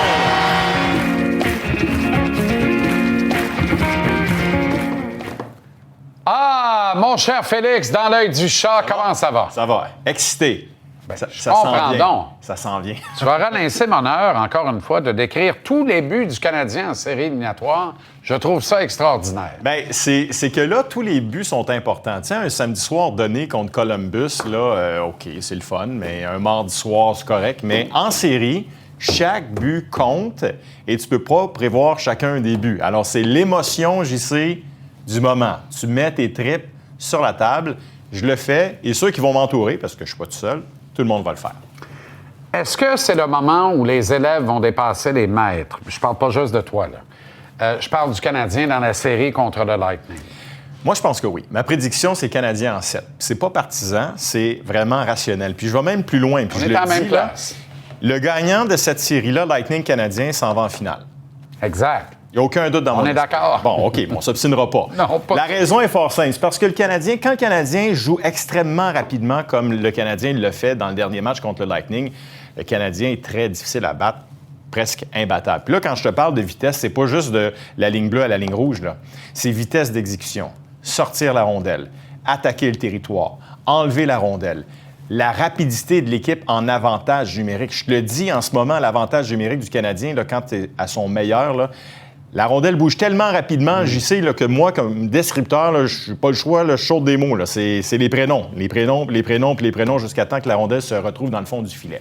Alors, pourquoi l'élève va dépasser le maître? C'est parce que depuis combien de temps, Martin Saint-Louis, sa référence, c'est le Lightning de Tampa Bay. Quand il parle de culture, quand il parle de standard, quand il parle de dévouement, bien, il pense au Lightning. Il pense à Kucherov, il pense à Pointe et il pense à John Cooper. Alors, c'est pour ça que derrière le banc, ça va être toute une bataille. John Cooper, Martin Saint-Louis. Puis moi, à quelque part, il y a quelque chose qui me dit que John Cooper, en ce moment, est intimidé par Martin Saint-Louis. Parce que Martin Saint-Louis, tout ce qu'il amène, c'est nouveau. C'est des concepts nouveaux. C'est des idées nouvelles. Et aux dernières nouvelles, c'était Cooper qui faisait ça. C'est ça. Mais là, qu'est-ce que Martin Saint-Louis va réserver à John Cooper? C'est pour ça que je donne l'avantage aux Canadiens dans cette série-là. Est-ce que, par contre, ça se peut qu'on se regarde à un moment donné et qu'on dise, OK, cette série-là, je joue dans le net? Parce que c'est souvent le cas en série éliminatoire. On peut s'épivarder pendant des heures, ramène ça à nomme-moi un bon goaler, m'a nommé un bon coach puis un bon club. Et le meilleur gardien dans la série, c'est Andrei Vasilevski. Ouais. Dobech a le mandat de déstabiliser, de battre Vasilevski. Est-ce que ça va être facile? Non, du tout. Parce que Vasilevski, cette année, à moins d'une grande surprise, d'après moi, les directeurs généraux vont voter pour Vasilevski pour le trophée Vizina. Il devrait gagner ce trophée pour la deuxième fois de sa carrière. Tu sais, Vasilevski s'amène avec les 2 Coupes Stanley, son trophée Vizina, un deuxième éventuel, son trophée Conn Smythe, toutes ses victoires. Il a été tellement impressionnant en série. Tu te souviens, en 2021, en finale de la Coupe Stanley, c'est un mur. C'est un mur. Dobech, maintenant. Dobech, c'est le point d'interrogation. Depuis un mois, tu le sais, c'est difficile de le battre. Est-ce qu'il peut maintenir ce rythme-là? Tu sais, tu n'as pas la réponse, j'ai pas la réponse, Martin Saint-Louis n'a pas la réponse, mais il y a des éléments qui nous permettent d'être confiants. Oui, sauf surtout si on fait de louables efforts pour effacer Columbus et Philadelphie.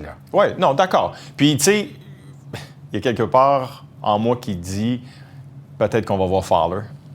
C'est la moindre défaillance, Fowler arrive, puis il prend le relais, puis c'est lui le gardien de confiance.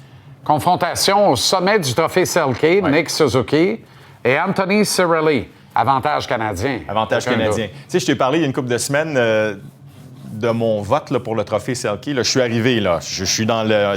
On remet nos votes vendredi. Suzuki est numéro 1 sur ma liste. Numéro 1.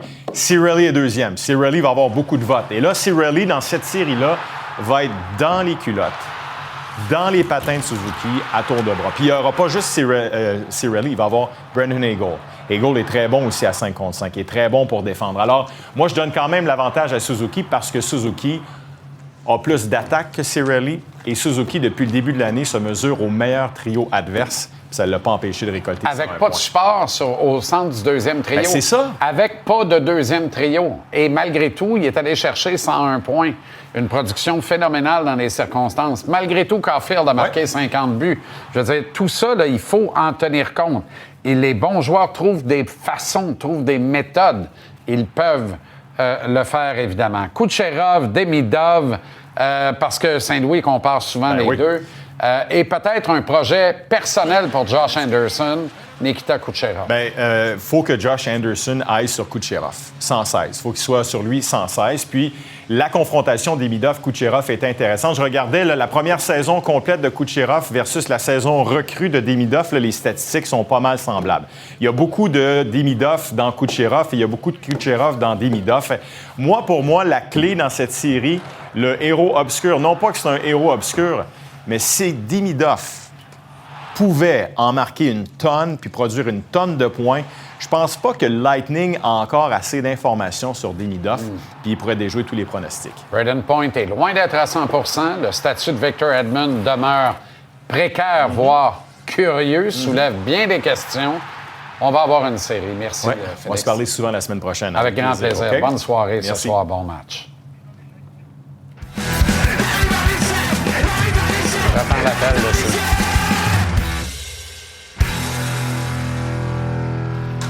Quel bonheur de retrouver Renaud Lavoie à la mise en échec. Ça va bien, mon cher Renaud? Ça va bien. Regarde qu'est-ce qui est arrivé par la poste. Oh, que c'est beau, ça! Ça, c'est magnifique, hein? Magnifique. Magnifique. J'ai Extraordinaire. commandé ça quand c'était, évidemment, les funérailles, le salon de notre ami Roger la semaine dernière. Quand j'ai vu ça passer, j'ai dit, comme Roger, elle est magnifique. Elle s'en vient à la maison.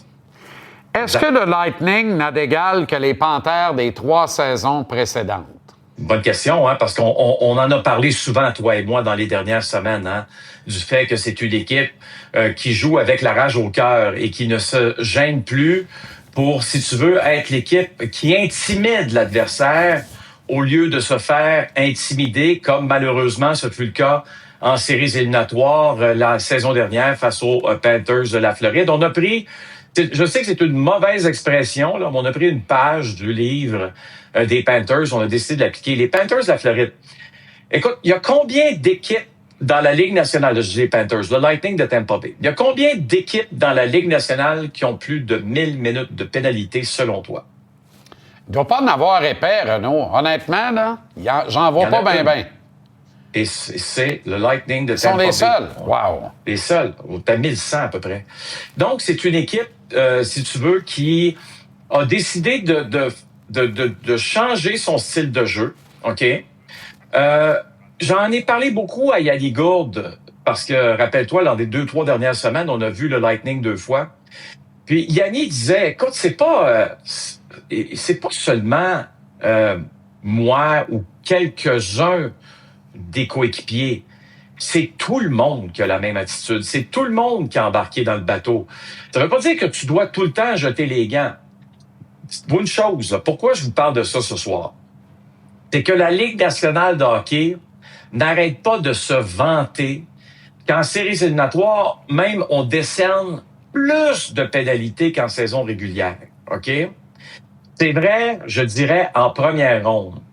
Mais il y a quand même des largesses. Il y a des choses qu'on laisse passer, on le sait. On peut parler d'Anthony Stolarz qui reçoit un coup de coude de la part de son bon ami Sam Bennett derrière la tête l'an dernier. Il y a toutes sortes de petites choses, mais il faut pas que tu sois trop évident. Il faut que tu joues sur la ligne, comme Sam Bennett est capable de le faire. Est-ce que les joueurs du Lightning sont capables de jouer sur la ligne? Ça, c'est la question que je me pose. Moi, je pense que non, parce que c'est un art, puis je suis pas convaincu qu'ils le maîtrisent. Particulièrement contre une équipe qui respecte moins, parce qu'ils trouvent laid. Puis je pense qu'ils trouvent le Canadien laid, ce qui confère un avantage au bleu-blanc-rouge, et j'adore ça. Cela dit, et là, je suis dans l'ésotérisme pur, ou dans les impondérables, mettons ça de même. J'adore ton point suivant parce que, et je réponds à ta question. Ta question, c'est est-ce que Joe Veleno peut débuter les séries? Ma réponse à moi, c'est oui. Oui. Oui. Ah oui. Oui, c'est oui, parce que Joe, encore dans le match d'hier, là, premièrement, son trio avec Jake Evans, Brendan Gallagher, c'était le meilleur. C'était le meilleur par 1000, comme on dit en bon français. OK? Et j'ai aimé Joe qui continue de donner de bonnes mises en échec. OK? Ça, c'est important. Penses-tu que Joe Veleno, il était content dimanche d'être laissé de côté? Pense pas, moi. Non. Tu comprends? Lui, il s'est dit, Colin, j'aurais aimé ça jouer ce match-là, mais Bolduc a fait une bonne job aussi, Zachary, dans cette rencontre, comme il a fait une bonne job hier, Zachary. OK? Ouais. Là où je m'en vais, là, c'est que moi, Joe Veleno, je le veux, mais qu'est-ce qui arrive avec Kirby? Regarde, tu sais, Kirby, regarde ici, là, il va se faire mal encore une fois. Tu sais, là, écoute, je sais que c'est rendu un débat, là, puis je comprends parfaitement pourquoi c'est un débat, mais est-ce qu'on s'entend, là? Tout le monde ensemble ici, là. Kirby Dach en santé passe en avant, certainement, de Joe Veleno, puis fort probablement à cause de son expérience pour commencer les séries en avant de Zachary Bolduc. Mais ces deux joueurs-là, là, je veux dire, ils sont en train de dire, hey, moi j'existe là, et je suis plus dangereux que Kirby présentement. Je comprends que tu reviens de blessure, on comprend tout ça, mais Kirby Dach hier aurait dû profiter de cette rencontre-là pour lever son jeu d'un cran, puis que toi et moi ce soir là, on se parle de hey, sais-tu quoi, Kirby en a joué une bonne, ça fait du bien, ça fait du bien. C'est pas de ça. On parle pas de ça présentement, là. Non. Puis, il n'y a pas un autre match pour se racheter, là. Il n'y en a pas d'autre. Il n'y en a pas d'autre. Mais, tu sais, comment l'organisation le voit, comment l'organisation voit la suite des choses, on ne tardera pas à avoir la réponse s'il est dans l'alignement ou pas dimanche. C'est ça. Mais personnellement, moi, puis je vais le défendre corps et âme, il n'y a pas d'affaire là. Autant que Veleno a d'affaires là, mais aller plus loin que ça, Renaud. Pour moi, Brendan Gallagher doit jouer le match numéro 1. Tu as 4 jours avant de jouer le match numéro 1. Là. Il va être reposé. Qui incarne mieux l'ADN de cette organisation-là que Brendan Gallagher? Je sais qu'on lui a probablement déjà dit, je l'écoutais après le match hier, là, j'écoutais Martin, d'après moi, il sait déjà qu'il ne jouera pas. Il devrait être là avec Evans et Dano sur le 4e trio pour permettre d'avoir Anderson avec Bolduc et Kapanen à 3. Puis là, je t'ai pas nommé Veleno. Tabarouette, Texier score plus en pénalité au soccer. Mets-moi Veleno comme valeur défensive, mise en échec, peut prendre des mises en jeu, jouer en déplay. Mets-moi là avec Newhook et Demidov. Tu sais, vas-y. On a vu ça dans le passé, des affaires weirdo de même. C'est des séries éliminatoires. Donne-y le break, il le mérite. Autant que Bolduc, d'ailleurs. Tu sais que t'es pas obligé de me vanter Brendan Gallagher. Hein? Je suis probablement le président de son fan club. À peu près, oui. À peu près, OK? On en a parlé beaucoup de Brendan. mais moi, ce que j'aime, c'est qu'hier, là, j'ai vu des joueurs de hockey babouiner. Oui. Pour beaucoup moins que ça. Ben oui. Beau. Moi, il est gentil, Brendan. Là. Il est fin. Parce que tu aurais pu être quelque chose d'autre. C'est quoi? Il a attaché ses patins, puis il a dit « Tiens ma bière. » OK? C'est ça. Tiens ma bière, on se reverra après la game. C'est ça qui est arrivé, qui a fait tout un job. Un vieux sage a dit un jour, c'est important de prouver par l'absurde. Gallagher l'a fait de la meilleure des façons hier soir. Il a joué un bon match de hockey. Renaud, j'en peux plus. On s'en reparle demain pour continuer de mettre la table. Merci, mon ami. Bonne soirée. Quelle superbe casquette.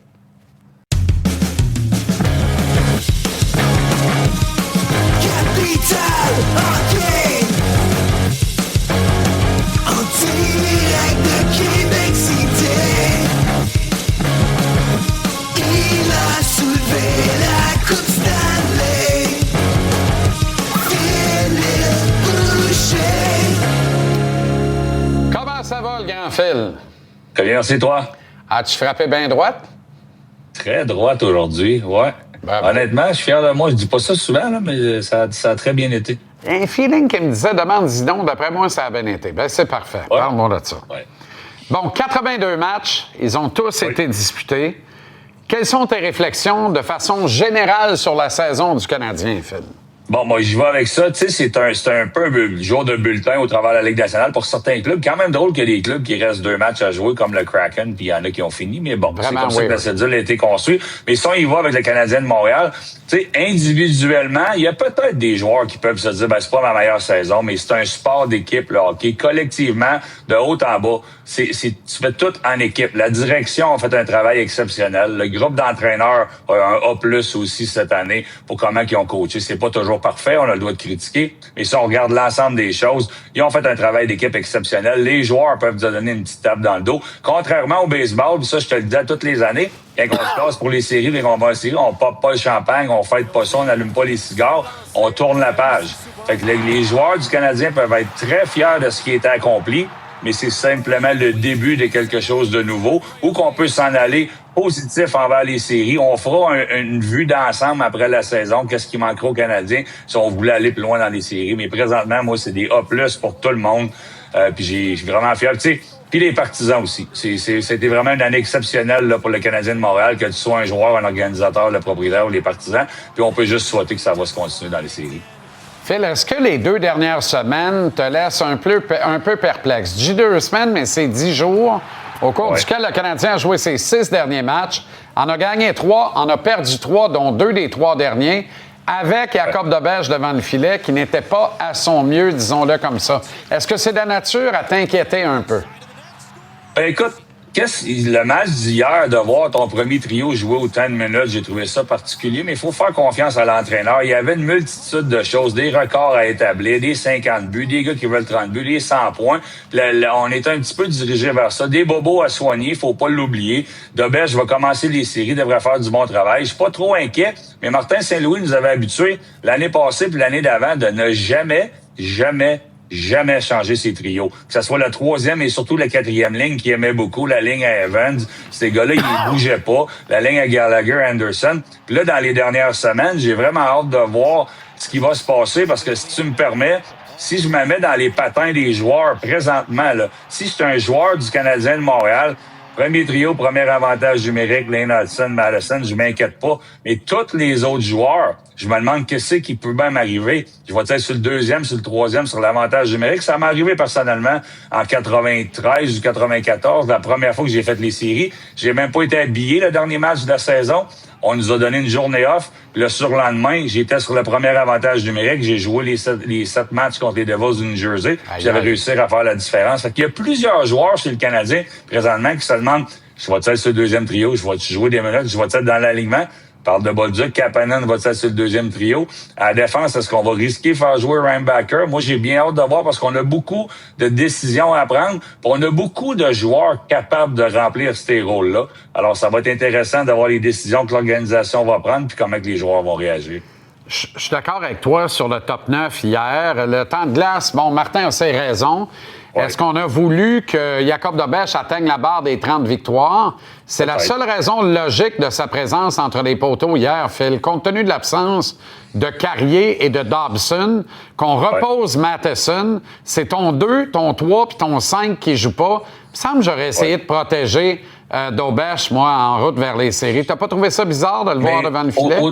Autant qu'on le fait pour les joueurs d'avant, 50 buts, 30 buts, les points, même si Dobèche est une recrue, est-ce qu'on s'est assis, est-ce qu'on a demandé à l'entraîneur des gardiens de but, comment que toi, Marty Turco à Dallas, c'est lui qui décidait comment il allait se préparer pour les séries parce qu'il est un vétéran. Je veux pas jouer à la dernière, je veux jouer 2 sur 3, je veux me reposer, peu importe. Mais Dobèche, on l'a probablement consulté, parler de ses statistiques un petit peu. Il est pas dans la course pour le recrue de l'année, mais ça serait le fun pour lui d'être nommé. Avec une victoire de plus, ça aurait pu l'aider. Peut-être qu'on a laissé Dobèche prendre la décision. Quand t'es un jeune joueur comme ça, tu veux pas penser trop longtemps. Puis quand t'es un gardien de but et que tu joues pas, tu penses beaucoup, ça se peine énormément. Moi, je pense qu'on a bien fait de le faire garder hier. Si tu mets ton chapeau de directeur général, est-ce que c'est une saison où tu t'assois puis tu donnes un contrat, une prolongation de contrat à ton entraîneur-chef puis ses adjoints? T'es-tu au courant des termes à Martin? Ben, honnêtement, c'est compliqué. Le seul terme que je suis au courant, là, c'est qu'il va être là tant que ça va y tenter, en autant que ces deux gars-là sont en haut de lui. Ça, c'est l'impression que ça me donne. Je mettrais ma main au feu là-dedans. Un contrat avec les Remparts, j'avais un contrat qui se renouvelait à la fin de l'année toujours pour 2 ans. C'était un peu un contrat interminable que tu peux... c'était bien. J'étais très heureux d'avoir ça, très privilégié. Peut-être que Martin...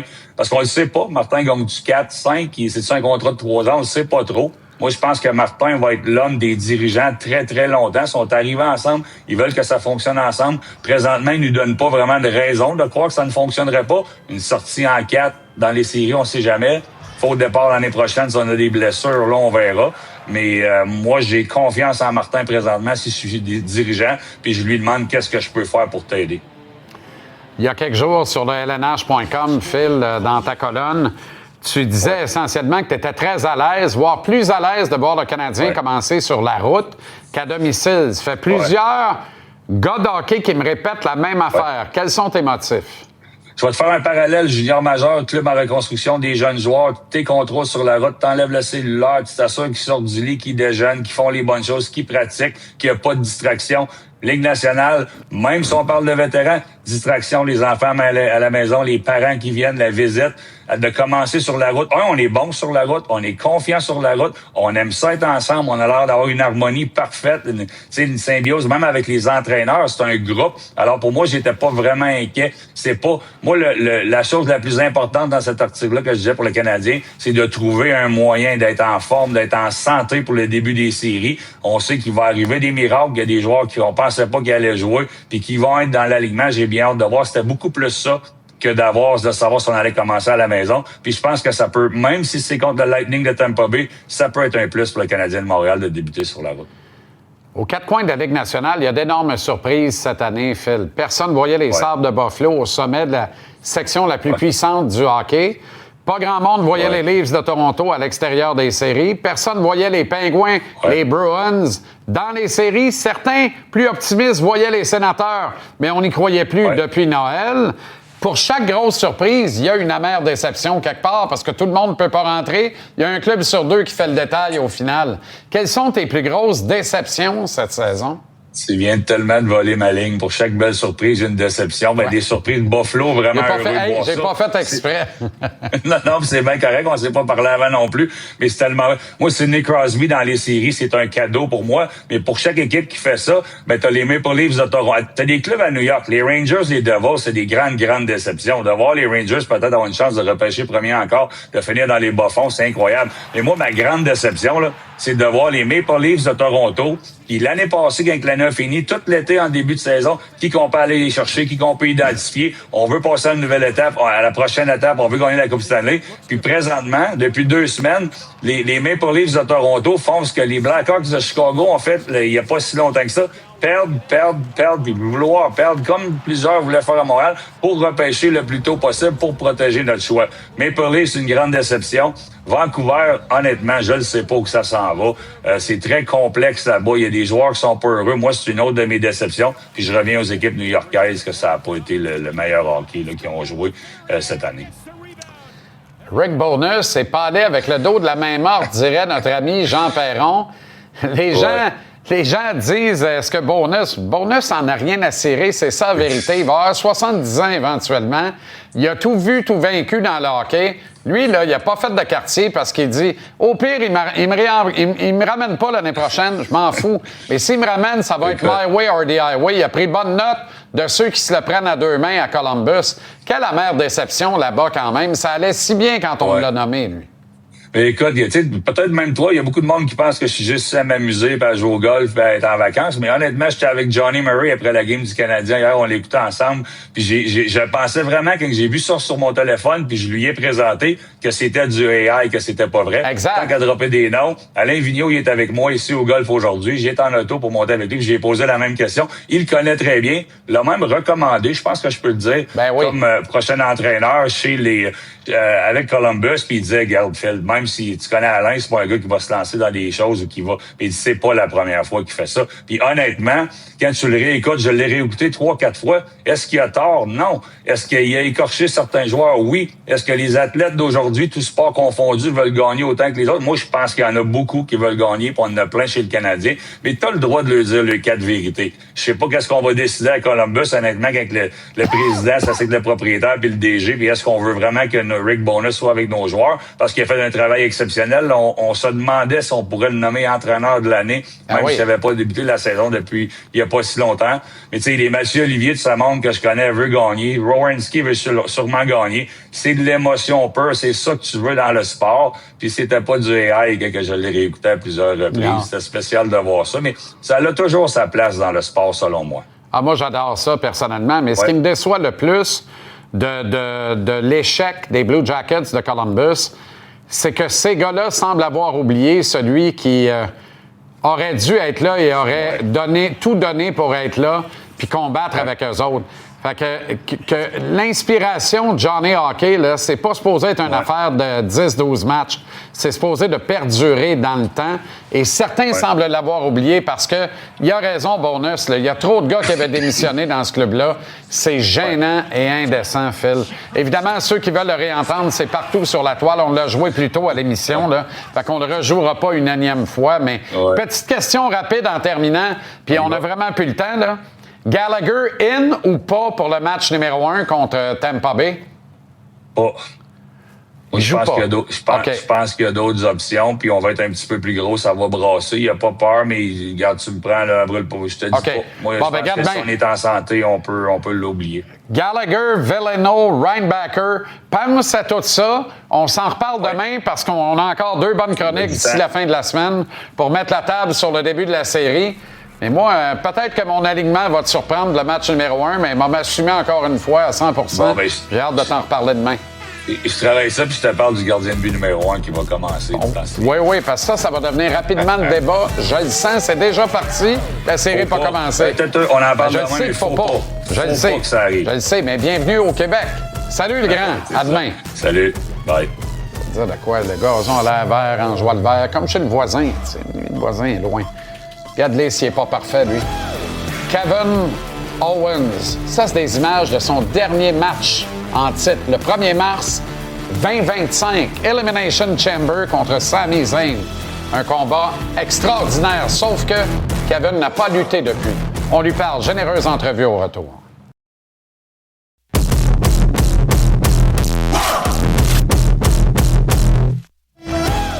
On ne l'a pas vu depuis le fameux Elimination Chamber. C'était le 1er mars 2025.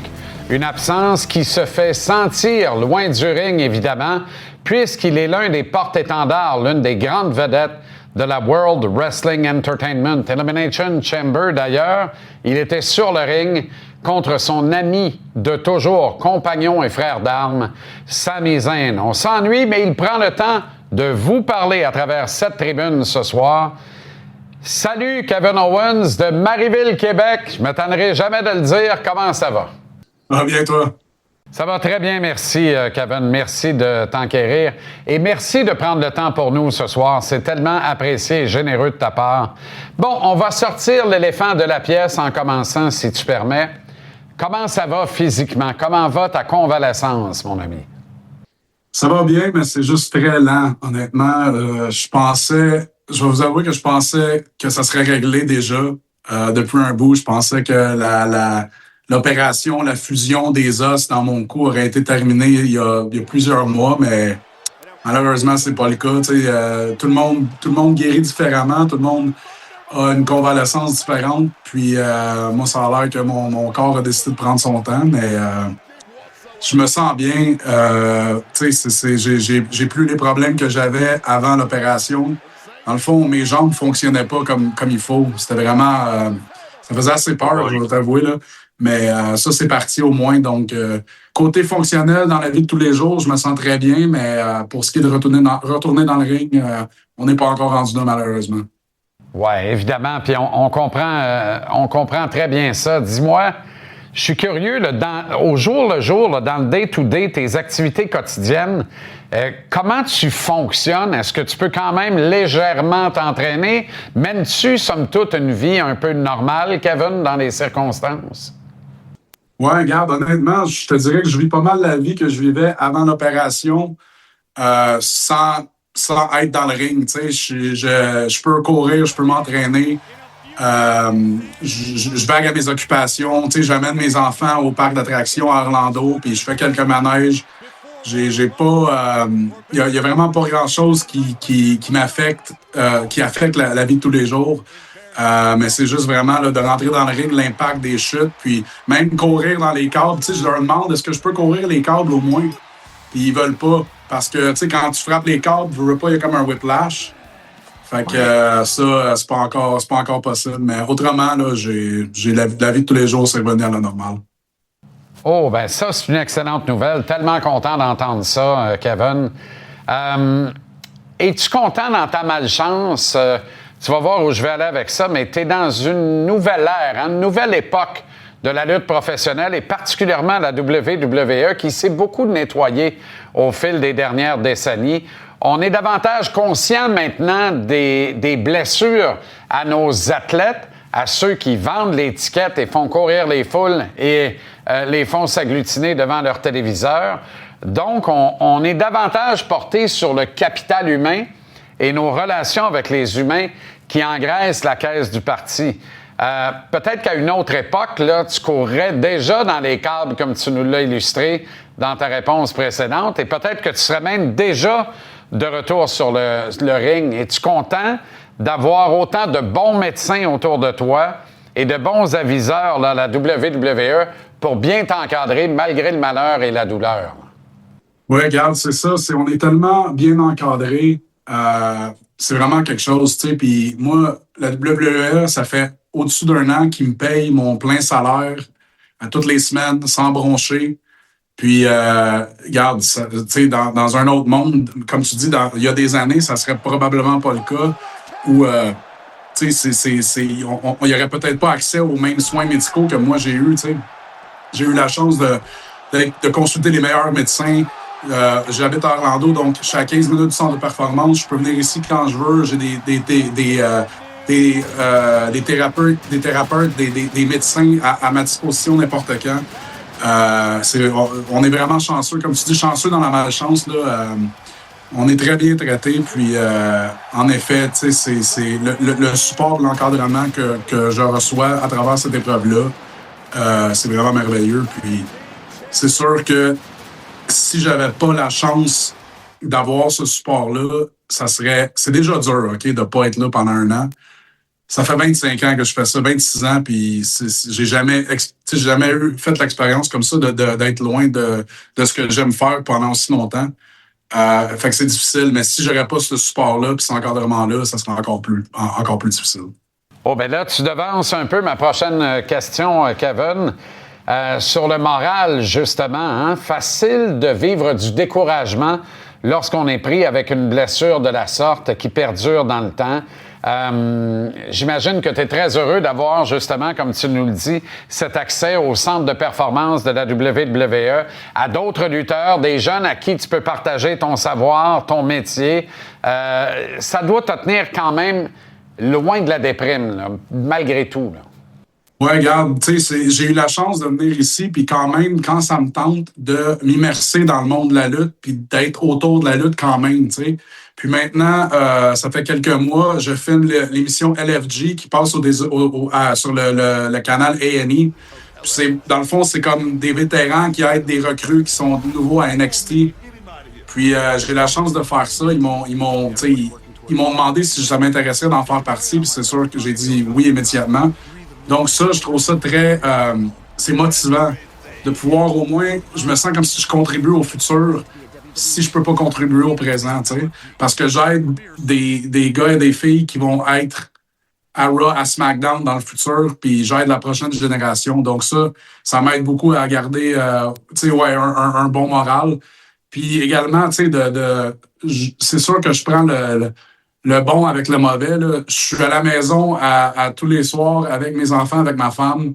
Ça, à part pendant la pandémie, j'ai jamais eu la chance de faire ça pendant les 25 dernières années. Tu sais. Fait que, puis également, je peux aller au Canada voir mes parents beaucoup plus que si j'étais sur la route autant. Donc, ouais, il y a beaucoup de positifs quand même qui viennent avec le négatif. Là. Kevin, après ta famille immédiate, ton épouse, tes enfants et tes parents, quelques amis proches, la lutte, c'est le grand amour de ta vie. Ça fait 13 mois maintenant que tu es hors du ring. Est-ce que tu as peur, des fois, que ton combat à Elimination Chamber ait été le dernier de ta carrière? Ouais, ben j'ai encore peur de ça, honnêtement, parce que c'est pas garanti que la fusion va prendre forme de la façon que... Tu sais, c'est pas encore confirmé, là. Donc, j'ai peur de ça, oui. Par contre, si c'est le cas, je me dis qu'il n'y a pas vraiment de meilleure façon de finir une carrière, même si je ne le savais pas. Tu sais, avec le match qu'on a eu ce soir-là, on a volé le show, il n'y a personne qui était même proche. Même avec The Rock et John Cena à la fin, ils nous ont pas à côté, puis j'ai aucun problème à le dire. Puis, tu sais, c'était avec moi puis Sammy, puis c'était à Toronto, c'était devant une foule canadienne. Fait que c'était très spécial. Donc, si c'est ça la fin, ben honnêtement... Ça aurait pu être vraiment pire, tu sais. Kevin, tu portes fièrement ton T-shirt à l'effigie du Canadien. Tu as eu le bonheur, d'ailleurs, d'être aux premières loges ici à Montréal tout récemment lors du 50e but de la saison de Cole Caulfield. Raconte-nous comment ça s'est passé. Ça, c'était vraiment fantastique. J'ai eu la chance d'aller à la game du Canadien contre Tampa, à Tampa, juste une semaine avant. J'étais avec ma femme et mes enfants, justement, puis je pense que c'était quoi, son 46e, puis 47e qu'il a scoré. Fait que là, moi, j'étais sûr que, tu sais, dans les 2-3 autres prochaines games, il allait le compter, mais je savais que la seule game que je pouvais aller à Montréal d'ici là, c'était celle qu'on ne t'aime pas encore. Puis ça a brassé pas mal à Tampa, fait que je me disais, là, je manque pas celle à Montréal. Puis, regarde, le destin a bien fait les choses pour moi. J'ai eu la chance de voir le but. Puis, ça a bien fait les choses pour mon père aussi, parce que mon père n'a pas pu aller aux 2 matchs précédents parce qu'on a des billets de saison. Lui, il n'a pas pu y aller, fait qu'on les a donnés à des amis. Mais ce jeudi-là, on a eu la chance d'y aller. Puis c'est drôle parce qu'on était avec notre ami Patrick Laprade également. Pendant la première période, il n'y a pas eu de but. Puis Pat, il me disait qu'il était allé à l'autre match d'avant le dimanche, puis il n'y avait pas eu de but non plus pendant ce match-là des Canadiens. Fait que je peux pas croire que j'ai vu 4 périodes sans but. J'ai dit, c'est pas grave, Caulfield va venir le scorer direct en avant de nous autres. Puis c'est exactement ça qu'il a fait. Fait que c'était vraiment spécial. C'était trippant. L'énergie, la réaction, là, c'était quelque chose. C'est absolument magique. Écoute, toi qui as résidence en Floride, mais qui vient régulièrement au Québec pour y voir tes parents notamment, as-tu l'intention de suivre les matchs de la série Canadien Lightning au-delà du téléviseur, là, dans les buildings le plus souvent possible? Ouais, c'est sûr. Regarde, honnêtement, dans ma tête, là, j'essayais de figurer comment je pourrais aller à chaque match de la série. J'ai déjà des billets pour les 4 premiers, mais je pense qu'il va m'en manquer un moment donné parce que mardi, je sais pas exactement le calendrier, mais s'il y a un match mardi à Tampa, c'est la fête de ma fille. Fait que je manque pas la fête de ma fille, là. Mais c'est sûr que je vais essayer d'aller le plus de matchs possible, c'est garanti. Kevin, écoute, je vois que ta voix est bonne, que tu as le bonheur quand même qui est proche de toi. Ton sourire est contagieux. Écoute, comme disaient nos oncles et nos tantes à l'époque, au jour de l'an, la santé, mon petit garçon, il n'y a rien que ça de vrai. Tantôt, tu me parlais de Matsuk, d'ailleurs, puis je te disais, parce que nos grands-mères nous disaient en avril, ne te découvre pas d'un fil. Bien, au jour de l'an, c'était la santé, mon petit garçon. C'est ça que je te souhaite, Kevin, d'abord et avant tout. La santé. Juste du bon, mon ami. Ouais, merci beaucoup. Je suis content qu'on puisse continuer notre tradition de se parler un peu avant WrestleMania, même si je ne fais pas partie du show. Fait que merci, puis va te réchauffer, là. Ouais, bien, je vais remettre Matsuk tantôt, là. Écoute, sache que dans notre cœur, tu fais toujours partie de l'émission et tu seras toujours le bienvenu ici, à cette tribune. Je te souhaite de voir la Coupe Stanley sortir à Montréal. Toi qui ne l'as pas vu depuis que tu avais quoi? 7-8 ans à peu près, Kevin? Ouais, j'ai vu, regarde, j'ai vu les 2 dernières années en personne, les Panthers la gagner. Donc là, une 3e année, ça serait le fun si c'est le Canadien qui la gagne. On se croise les doigts. Wow, magnifique. Encore une fois, du fond du cœur, merci infiniment, Kevin. Et bien hâte de te revoir. Et tu portes les bonnes couleurs cette fois-ci, pas celles des Panthers, celles du Canadien. Salut, merci. Wow, du très, très bon Kevin Owens. Merci encore à Kevin pour cet entretien-là. Voilà comment on a vu votre rendez-vous de conversation sportive de ce mercredi ici à JC. On en mire la vraie saison, le gros tournoi, les séries éliminatoires, mais on a encore du bon hockey à vous proposer ce soir. 3 matchs plutôt que 2 ou 1. L'avant-match et l'intégrale suivra ensuite entre les Leafs et les Sénateurs d'Ottawa dans quelques instants. Les Rangers ont rendez-vous avec le Lightning à Tampa Bay, c'est sur TVA Sport 2. Et les Golden Knights de Vegas accueillent le Kraken de Seattle dès 22h sur TVA Sport. Merci à une équipe remarquable en régie et l'équipe de plateau. Nous ne sommes rien sans vous, on vous a dans le cœur. Merci infiniment d'avoir été là encore aujourd'hui. Manquez rien de l'action demain, 17h, alors qu'on commence à vivement mettre la table pour le duel entre le Canadien et le Lightning. Salut, bonne soirée et à demain.